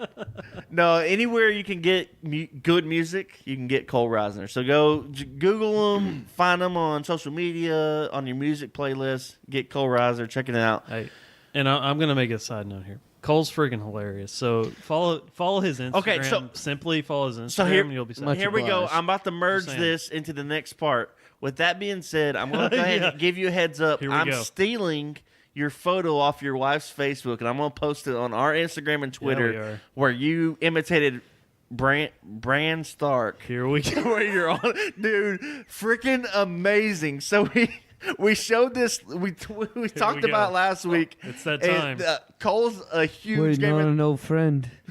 He's waiting on an old friend. I guess his wife coming home from work. I saw her. So the way our house is like, I saw her driving up, and I was like, I grabbed that chair so quick. I was like, oh, I'm gonna run over to the door. I'm lay down, act like. People were commenting on that picture. They're like, "Is he sick? Does he not feel good?" They didn't know. They had no idea. No, it's- But so Cole's a huge Game Cole's of Thrones acting fan. like he was I'm gonna Bran. go. I'm just letting you know. I'm stealing that picture from your wife's Facebook, and I'm gonna send it out on our Instagram. Please. Epic. But so Cole's huge to Game of Thrones. Last week, Cody and I kind of recapped the Oh, series, my God. episodes Here we 1 go. to 2. Here we Get go, your guys. engine It's the started. moment you're waiting for. So It's 10:15. and Y'all I- just get ready. I kind of left this loophole where I said we would maybe feel like idiots, and I think it's safe to say everything we thought would happen, we look stupid now. We did not have. Okay, here's my questions for you guys. Go Are ahead. you disappointed in the amount of people who did not die? Okay. Yes. Yeah. Yes or no? Before we Yes, get yes. before we get into that, we got Unanimous. one last shot of the Chartreuse. Oh man. Oh, There we yeah. go. Cheers to that. Hey, you know what? Or is this Giant's breast milk? Hey, guys, this is straight from the teat of a giant. Teat of the Giant. I love it. Let's go. Game of Thrones. Here we go, guys. Game of Thrones segment. Woo. Got him, coach. Got him. That third one burns a little more than the first two, doesn't it? That Slim Jim doesn't really help with the hiccups. I know neither. why you don't take more than 3. Told you. I can't breathe. I can't breathe. Okay. Oh my God. Still tastes really good. Still worth it. Like as soon as it hits the throat, it's like, wow, that's When I- great. I feel like Jamie That's when he what you hopped off that horse and saw Brand sitting there. Oh, tell me about it. Okay, I can't so wait to start Game of Thrones. okay, let's talk it right now. Let's go. Let's Oh my God. let's run into Let's it. do it. Okay. Last week Okay. the Battle of Winterfell. Have y'all thought about how like the titles of the episodes theoretically are what they're calling them in the history books of Game of Thrones? Whoa. So like Yeah. because in the show they call the Battle of the Bastards the Battle of the Bastards, Yeah, which yeah. was only introduced to us as the title of the show, right? So the Battle of Winterfell will, from now Hold on. in this day further, would be called I got a curveball for you. Please Throw it at me. This season, they're not releasing the titles of the episode till like right when the show starts. Tell me about it. The second episode was So- called episode 69, and I was like, oh, here we go. So This is the episode we're gonna wait for all season. For the last year, like everyone's building up to this episode, and everyone knew it as the Battle of Winterfell. That's not actually the episode name. What's it called? The Long Night. Oh, that's true. True statement. Yeah, Wow. but no one's ever gonna call it the Long But Night. the Battle blown. of the Bastards is called Yeah, no, Battle it's of Battle of the Bastards. Bastards, yeah. Okay. way better episode than And this one. what's his name? Davos, who is now like sided with Daenerys. Yes. When that guy's like, he's trying to go get soup, and he's like, "Are we gonna make it?" And he's like, "I survived the Battle of the Bastards." And it's like, okay, well, that's what that's called now. Yeah. Why is it not called the Battle of Winterfell? It's a very good question. I heard It's somebody long- say that Because like it wasn't Winterfell. much of a battle. Well, I also heard people that they were like, maybe it was a battle, Chuck. Don't sell it short. it was very much a battle, but the parts of the No, here go, we go. let's No, go. no, no. I'm Okay, doing let's it. I'm talk- going there. let's I'm talk doing about it. it. Hey, Chuck, No hold, no filter. The Let's talk Chartreuse about it. got me. what do you Chuck. think? What do you think? It was built up as Wait, the time battle. out. Spoiler. No. Spoiler alert. Okay. Oh yeah, for the record, if you Here haven't it watched the comes. episodes by now, You're an idiot. you're an idiot. Yeah, amen, brother. Yeah. Okay. Yeah. we Because go. not only are you slow, we record on Sunday and release on Wednesday, so you got plenty of time. Yeah. You idiots are probably watching right now. Okay, so just be caught up. Yeah. So Go ahead. no, we're probably again going to sound like fools on Wednesday, but Go ahead, we're Chuck. not talking about tonight. We're talking about the Battle of Winterfell and anything previous. Dude, here's my problem with it in a Okay. nutshell. Let's go. The episode was one of the longest, an hour and 20 minutes, 28 minutes, whatever. The first 20, 25 minutes was everyone staring in pixelated darkness. Just standing. The suspense, right? Yeah, no, and I got that, which I was cool with. It was building The, suspense. the problem is the suspense built up and built up and built up. Yeah. And you're like, okay, then yeah, and we're then good. disappointed. Let's Okay. roll. And then Melisandre comes walking up out of nowhere from the side of the White Walkers, and you're like, "Hey, yo, girl, how'd you get Which here?" side are you Which- on? you know, yeah, I don't- how'd you sneak over here? I don't crazy and you- person. And you know what? I don't have a problem with that because when she lit all their swords on fire, that was dope as Oh yeah, shit. you're like, okay, Yeah, it's it's over. cool. It's Now over. the next minute after that, when they all ride head on into the White Walkers, the Whites, and they they're all get the ate lights up. go out, you're like, oh, they're all toast, they're done. They and then they literally- all come running back, like, no, they killed you. Go back where you came from. I'm telling you, Game of Thrones, if they had okay. Okay, hold on, I gotta reset for a second. Here's my frustration. is the episode before that. They have this big meeting with all like the heads, right? Yeah. Jon Snow, Everybody in the Tormund, room. everybody who's like of any importance, Yeah. and they're like talking about their strategy, like they've done the entire series, where you see the big like it looks like a big map, Yeah. right? Yeah. And he's saying You can't you can't beat them in a straight ahead fight. Right? So how did they start the Why- Battle of Winterfell? why did you do They go, that? hey, Dothraki, how about y'all ride your asses as hard as you can right into them? And then you go, no. Right? Yeah. And so what do? They Consumed them. They basically ate them up. perform genocide on an entire race of people, right? No, we talked about this, but the theory was like plans go to shit in Game of Thrones. So, No, but if he goes, we can't beat them in a straight ahead attack. Why do they? Why? Well, okay, do you get okay. that signal like Why do you go charge? charge, boys? is his name Jorah? Jorah, right? Yeah, Jorah Mormont. Okay, And he rides back. Okay, speaking of that, when he I said I wasn't going to drop Yeah. an No. MFer, but the MFer dropped back. No, I don't. When- I don't care. when I don't he care. when he rode back, if y'all were like me, I was squinting because they zoomed in and did weird motion. Like, is he a white now? Is he No, possessed? And I was squinting at the TV, like, oh wait, no, they colored it weird, so I can't see shit in this episode. You So I don't what know that what's tells me? happening. He didn't go into the battle. He just stood back. No, I rode think back. they tried to show his face that he had like no emotion, because if you look at his eyes, they were all the way up in his eyebrows, like, right? So yeah. here's He was You scared. have no idea what you're but getting I into. still think it would have been better.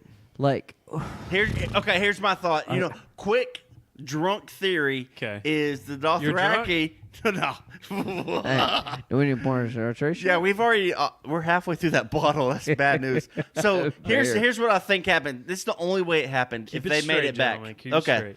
The Dothraki haul ass on their horses, flaming swords. They hit the snowstorm, get close enough to the dead army. They're like, So instead, they just throw their flaming swords as far as they can, and as soon as they let go of the swords, they turn their horses back and haul ass back, because that's the only way that many people make it back from that first charge. I feel like I don't disagree. I don't. I'm frustrated because I'm like, Jon Snow in the episode before, you just said you can't beat him in the straight ahead attack, And he's up there watching with Danny. But who attacked first? Yeah. The Dothraki. Yeah. Y'all already know that they at least have 100,000 White Walkers, Well, right? and so I think I mentioned this in the last episode. If not, I've told Cody. I've been rewatching the first episodes. Oh, dude, it choked. As the latest episode, the last season's going on, Chuck turned me on to this. and it's like so much stuff is, and part of this is when Theron, that's his name, right? Greyjoy. Yeah. Theron. When he takes Winterfell, and even Ned Stark says it in the earlier seasons, 500 people could defend Winterfell against anyone. Wow. Okay. And you can See, that's some rewatch shit that. And it's like you line all if that's the truth, you line all your people outside of Winterfell, then you charge them. Then like you charge them. no, Like the Dothraki. no. But so on our theory last week that the Night King was not there, I seriously, because we're 30, 40 minutes into it and we haven't seen the Night King. I legit started buying into it. And all of a sudden that MFer rides out of nowhere. Well, only because Boo. Bran channels the crows. And Dude, He okay, wargs. no. Okay. Glad you brought that up. he channels the crows. Dude. Yep. And he What finds the finds fuck the Night was King. Braun doing? Braun, Bran. Raisin Braun, whatever. Here's the thing. Okay, so when the Night King, they call it warging, right? When his eyes roll Right, back when in his you- head and he when can you control. inhabit another Can creature. I interject real quick? Yeah, Let's not forget the Night King left his mark on Bran, right? right. But so why? they're connected But why? somehow. Because Why is a good question. okay, I don't know if why. the argument is that the Night King the whole time, and guys, I'm sorry if you're listening to this podcast and you don't understand what we're talking about, You're you should screwed. go. You go and turn it off and you can listen to I don't know Thomas the Tank you Engine. haven't. Okay, Catch us 'Cause this is- next week or go haven't check out listened. a past episode. You haven't lived if you're not watching Game of Thrones. Everybody's talking Tell me about it. All right, let's go. If Bran can warg into his direwolf, into anything. He warged into Hodor. Yeah. That's what caused Hodor to have the whole... Hold the door. Hold the door. Okay, guys, we can't talk about it anymore without me crying. Yeah. But they All say up in that my feels. they say that the Night King can also warg into people, and so when he rises, when he raises people from the dead, he's warging into them, right? Yeah. And so when Bran is warging, that's when the Game of Thrones. That's when the Night game starts. Well, Chartreuse. That's when the Night King can follow him, right? So that's why when he goes, I have to go now, He'll come and after Theon is defending him. It's because he's trying to pull Lure the him Night in, King to himself, right? Yeah. That's the most because before and that's what Bran said initially. He was like, he's going to come for me. before you Yes, just because he kills the other three-eyed okay, raven. before you just said that, and I even texted Cody. I was like, dude, what the f was Bran doing The entire time. why did he warg? He flew off in the Ravens and that He's was it. bringing the I Night don't King understand it. Can I tell you what I think it is?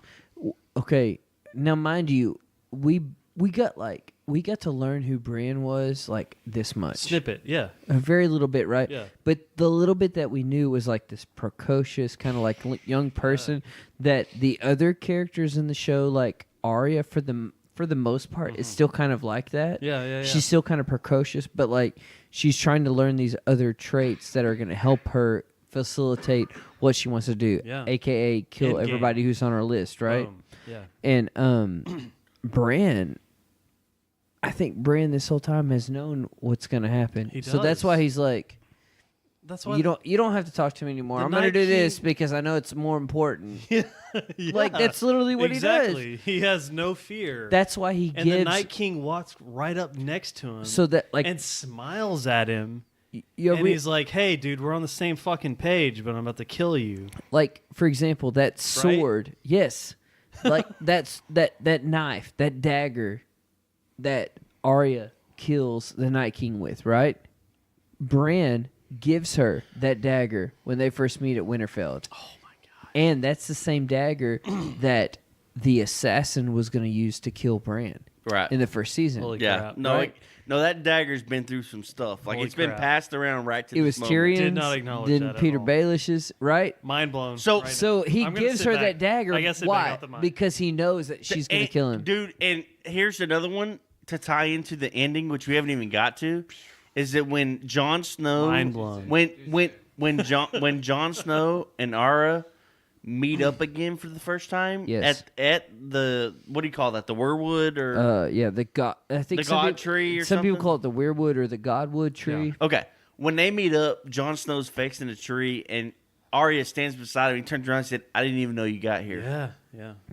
They embrace each other. Foreshadow. Yeah. Okay. But okay, so And it was at the Weirwood tree. So back it up. Here's my problem with the episode in general. And I've watched now, so I'm up to date. I've rewatched in the last week and a half. I went through season 1 and I'm halfway through season 3. Since season 1, they have this White Walker, this other force has been lingering.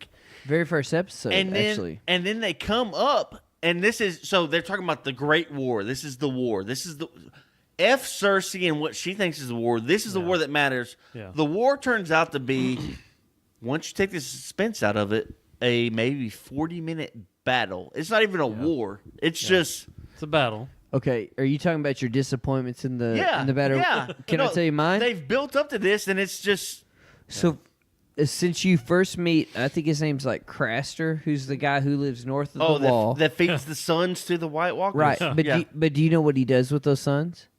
The Night King turns those sons into, because there's the Night King, and then there's White Walkers, and then there's the Whites. Wights, right? So the White Walkers are those sons, right? So there's a good chunk of those. Yikes. Not once did you see the White Walkers or the Night King swing a sword. No. Wow. Right?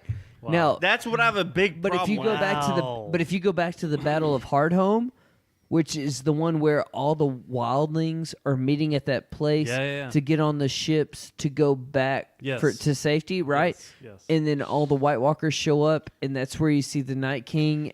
I mean, you see all the whites, and then you see the Night King and the White Walker. That's the first time that someone kills a White Walker with Valyrian steel, which is who? Jon Snow. Jon Snow. Yeah. And that's where they learn that it's bad, right? Yeah. Okay. That's the only time you see. Wait, hold on, real quick, just to set it right. Please. And I could be wrong. Oh my gosh. Did Sam kill the White Walker first? Well, or did Jon Snow? I didn't mean to say if Jon Dragging. Snow. If If you remember correctly, Samuel Tarly, as he first of pushes his name. as he I pushes, love Samuel. as he pushes his glasses up, as you remember. As you remember that Samuel Tarly was the first one to kill a White Walker dragon with, glass. and he used dragon glass, Samuel and he Tarly. killed, and he's killed Thins or Samuel's Thin. educated. yeah, He's Thin. educated. Well, I can't remember that guy's name, but he's the Lord Commander of the Night's Watch in that last episode where Sam was like, for the record, I'm the first man to kill a White Walker. I've killed Thins. And his buddy goes, Thin. You're right. Well, What a troll! hey, if you haven't seen it yet, newsflash, that dude dies. So, kind of poorly too. But like what you're saying, like Yeah, not exciting. For the Lord Commander of the Night's so Watch. even so, like I'm in rewatch. I'm in the middle of season 3, and the Night King has not been seen. You've seen the White Walkers. You know of the White Walkers. Yeah. You don't know about the Night. So up to now, you got 2.5 seasons of White Walker talk, and then you get to the battle, the War of Winterfell, and the White Walkers don't do shit. Okay, here's my biggest frustration. There's like a few things that I'm like super frustrated with. Okay, my major frustration is with the White Walkers, where I feel like they didn't develop that long enough. Like, for example, in the very first episode of the entire show, there's 3 Rangers of the Night Watch that are on patrol, and a White Walker shows up. At least one. I don't know how many there are, but in the show they just show one. He kills 2 of them and lets the 3rd one go. Why does he let him go? Which is in rewatching, I think I watched this episode today or yesterday. It's season 3, and it's when Jon Snow splits off to the Wildlings, and the other Night's Watch are running around. Sam, I think it's Sam, they get bombarded by the Whites and the White Walkers on their horses, and Sam's like hiding behind a rock. And if it's not Sam, it's maybe John. It's John or Sam is hiding behind a rock, and he kind of halfway looks up, and it's a White Walker on the horse, and basically they just move past them. Yeah. Like they don't do shit. They just let them walk past, and it's like, so what are they doing? And then you get to this war, and they don't do shit, and then the Whites, they do their thing, and it doesn't make sense. And we talked about this before. Yeah. It's like, so if you're not caught up on the full history of Game of Thrones, the guy that writes him, he is not up to date on the books. So at some point in season 5 or 6, they run out of book material, and they move into HBO's Beyond the Book. So in my opinion, when they lost the book material, now you're just like, they kind of go off on it's their filler own. material. The Night King was not ever mentioned in the books, apparently. No, he was not. Yeah. There's no Night King in the books. And yeah. That's a huge distraction. I don't know. There's a lot Really of big things. distraction. But it's because of TV and movies. You have to have that one. You can't just have a whole army as a bad guy. You have to have that one singular villain, which I get. You have to have the one person that everybody But what I can have hate. a problem with is the White Walkers is what they hyped up for 3 seasons, and then they don't do anything. How about, no, I feel like they've hyped up the White Walkers since the very first Really, episode. like, huge. Because in like- the very first episode, before the credits even roll, literally before the were opening in credits the roll, woods. they show the White Walkers. Shadowing, and like- so you're like, who are these zombie? Or, you don't even know if with they're blue zombies. eyes. And it was almost like, They were not normal creatures. yes. And Yeah. it was weird enough to turn you off. Yeah. Yeah. You know what I mean? For sure. Okay, So, we hold on. I'll say this. No. Go I'm ahead. taking control, Go ahead. not you. Your Grace. Go ahead. I have Charlie. something to say. Bend the knee. Bend the knee, Cody. Bend the knee. We have about. That's fine. We have about. I 50 gotta watch that GOT tonight. We have about 50. We have about 50 minutes. And I got a golf left. tournament So in the morning. We got 30 minutes of talk drunk. left. So before we end up wrapping up this Game of Thrones, let's take this last shot of Chartreuse, Hey. and then we can talk Arya, the dragon fights, and Wrap it up. who dies. So let's do it. Let's take this last one. We'll try not to throw up. I got this shiz. I haven't took mine. I'm just watching. Oh, it looks like. Hey, there's more death on this podcast than it was on the last Game of Thrones episode. Shout out to Cole for bringing this to truth. Okay, so tonight is a new episode. Okay. Do y'all even care what happens? Dude, like, because okay. I don't. Like, to me, I'm like, Okay, I feel so excited about it. I'm like, I don't even care what I happens. feel like we should talk about that. Okay, But yep. Here's my thoughts, real quick. Okay. Real quick. I feel like it's going to be just another build-up episode. For the record, Yeah, I For the agree. record, Right? Cole. all exposition. Hey, It's going to be Cole, all build-up. for the record, Cody is 100% sipping the GOT Kool-Aid. Like thinks it's awesome. What's going on right now? And I think it's going to shit. I Love think it. I also Love it. think that I'm not it's gonna lie. awesome. Here's It's going where to be a build-up episode. I think it's awesome, but I think that they did the best that they could with the White Walkers, and they tried to resolve it the best that they could. It's Because stupid. at the end of the day, they knew that Cersei was a stronger character to build around. Although yeah. this may take a whole nother episode, but like the Cole, the Cole, Night King. We're bringing you on again. Hey, you know what? I think I'm going to ahead and say it now. I haven't brought this up, but for when the season ends, we're Please. going to have Cole Can back we just do for a finale episode? We're bringing- GOT wrap Cole's up. right on the street. Like, We're the bringing Night Cole King back on. in total. The Night King, I feel like they didn't develop that character enough at all, right? Not at all. So, Okay, I'm severely disappointed. Do y'all want to sliver? I want the Night King to slay Hold on. motherfuckers. Do you Like, want to? I want him to slay, Hey, like, Cody. Sansa. Pay attention. Listen to me. Listen. I'm listening. Do you want a sliver of hope now, or do you want me to give you your sliver of hope I later? don't know. They better. Well, I don't care about that as much as I want closure. Okay. Like, it's not about a sliver of hope. I'll throw it out there. Time, Okay, time, no, time. I'll throw it out there. I'm doing it. Peter Dinklage. said No, it. stop. For 2 episodes, you've been referencing this Peter Dinklage quote it that it ends ends beautifully. I'm tired of hearing that shit. I am so upset. What's the quote, though? It ends beautifully. Well, No. maybe. Yeah. Let Probably.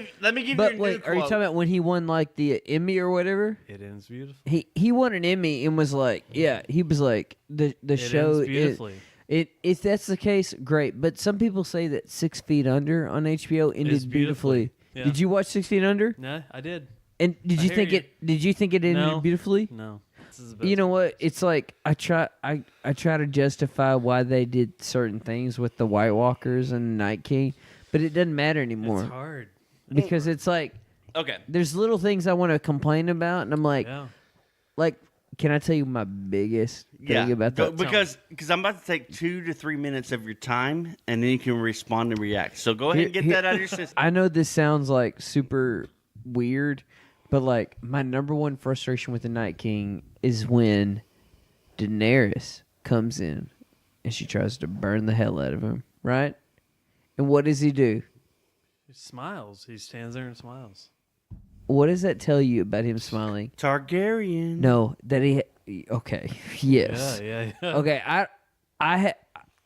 that's a totally different thing. But like, here's my main frustration. He smiles, right? Yeah, That's yeah. the first time you've seen him shown any kind of emotion. Yeah. Exactly. So Yeah. to me, it makes me think, okay, if you have emotion, that means you're being methodical about your decisions. Yes. So, are He you knows really? what he's doing? Yeah. Are you really just coming back to kill Bran? No, that's not it. But you know what? bigger- yeah. He's already dead, so we're not gonna find out. Oh fuck. That's Okay. my frustration. Here you go. Okay. Get it? Oh, no, okay. he's Cody, dead. I Cody, saw Cody. him. I Hey, no, hold on. Hold on. I'm taking over. Give me 2 to 3 already minutes. told Chuck No, that. give me 2 to 3 minutes. Give me 2 to 3 minutes, Cody. Give me this time. I'm taking over. This is the Chuck Modern Talk Chat GLT. Here we go. Okay.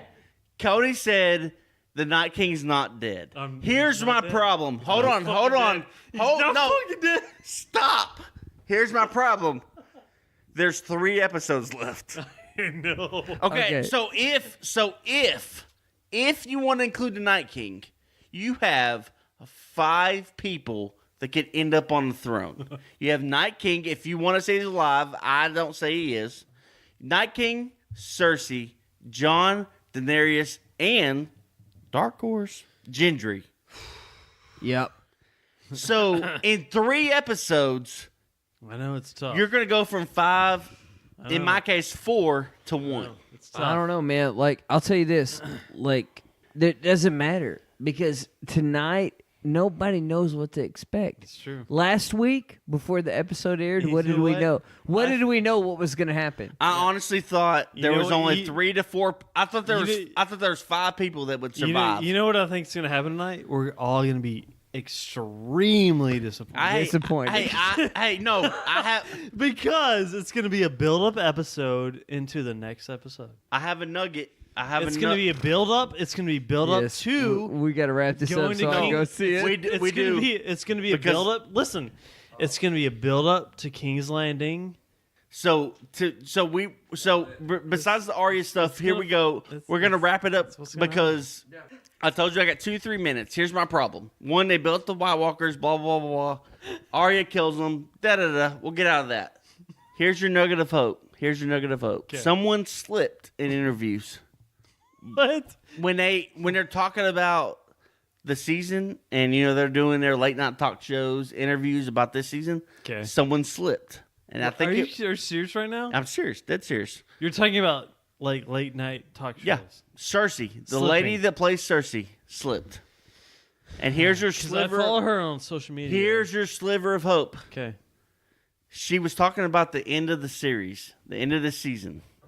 Listening. And she said, This is intense. she was talking about if you're, disappointed or you feel a certain way about the Battle of Winterfell, episode 3, wait till the end. Then she slid in episode 5.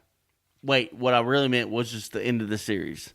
So not this week, but next week I don't know about that is because what she said. I don't She know. sucks. I just don't know Why would how you do much that? the people that are in the show actually know what's going to happen.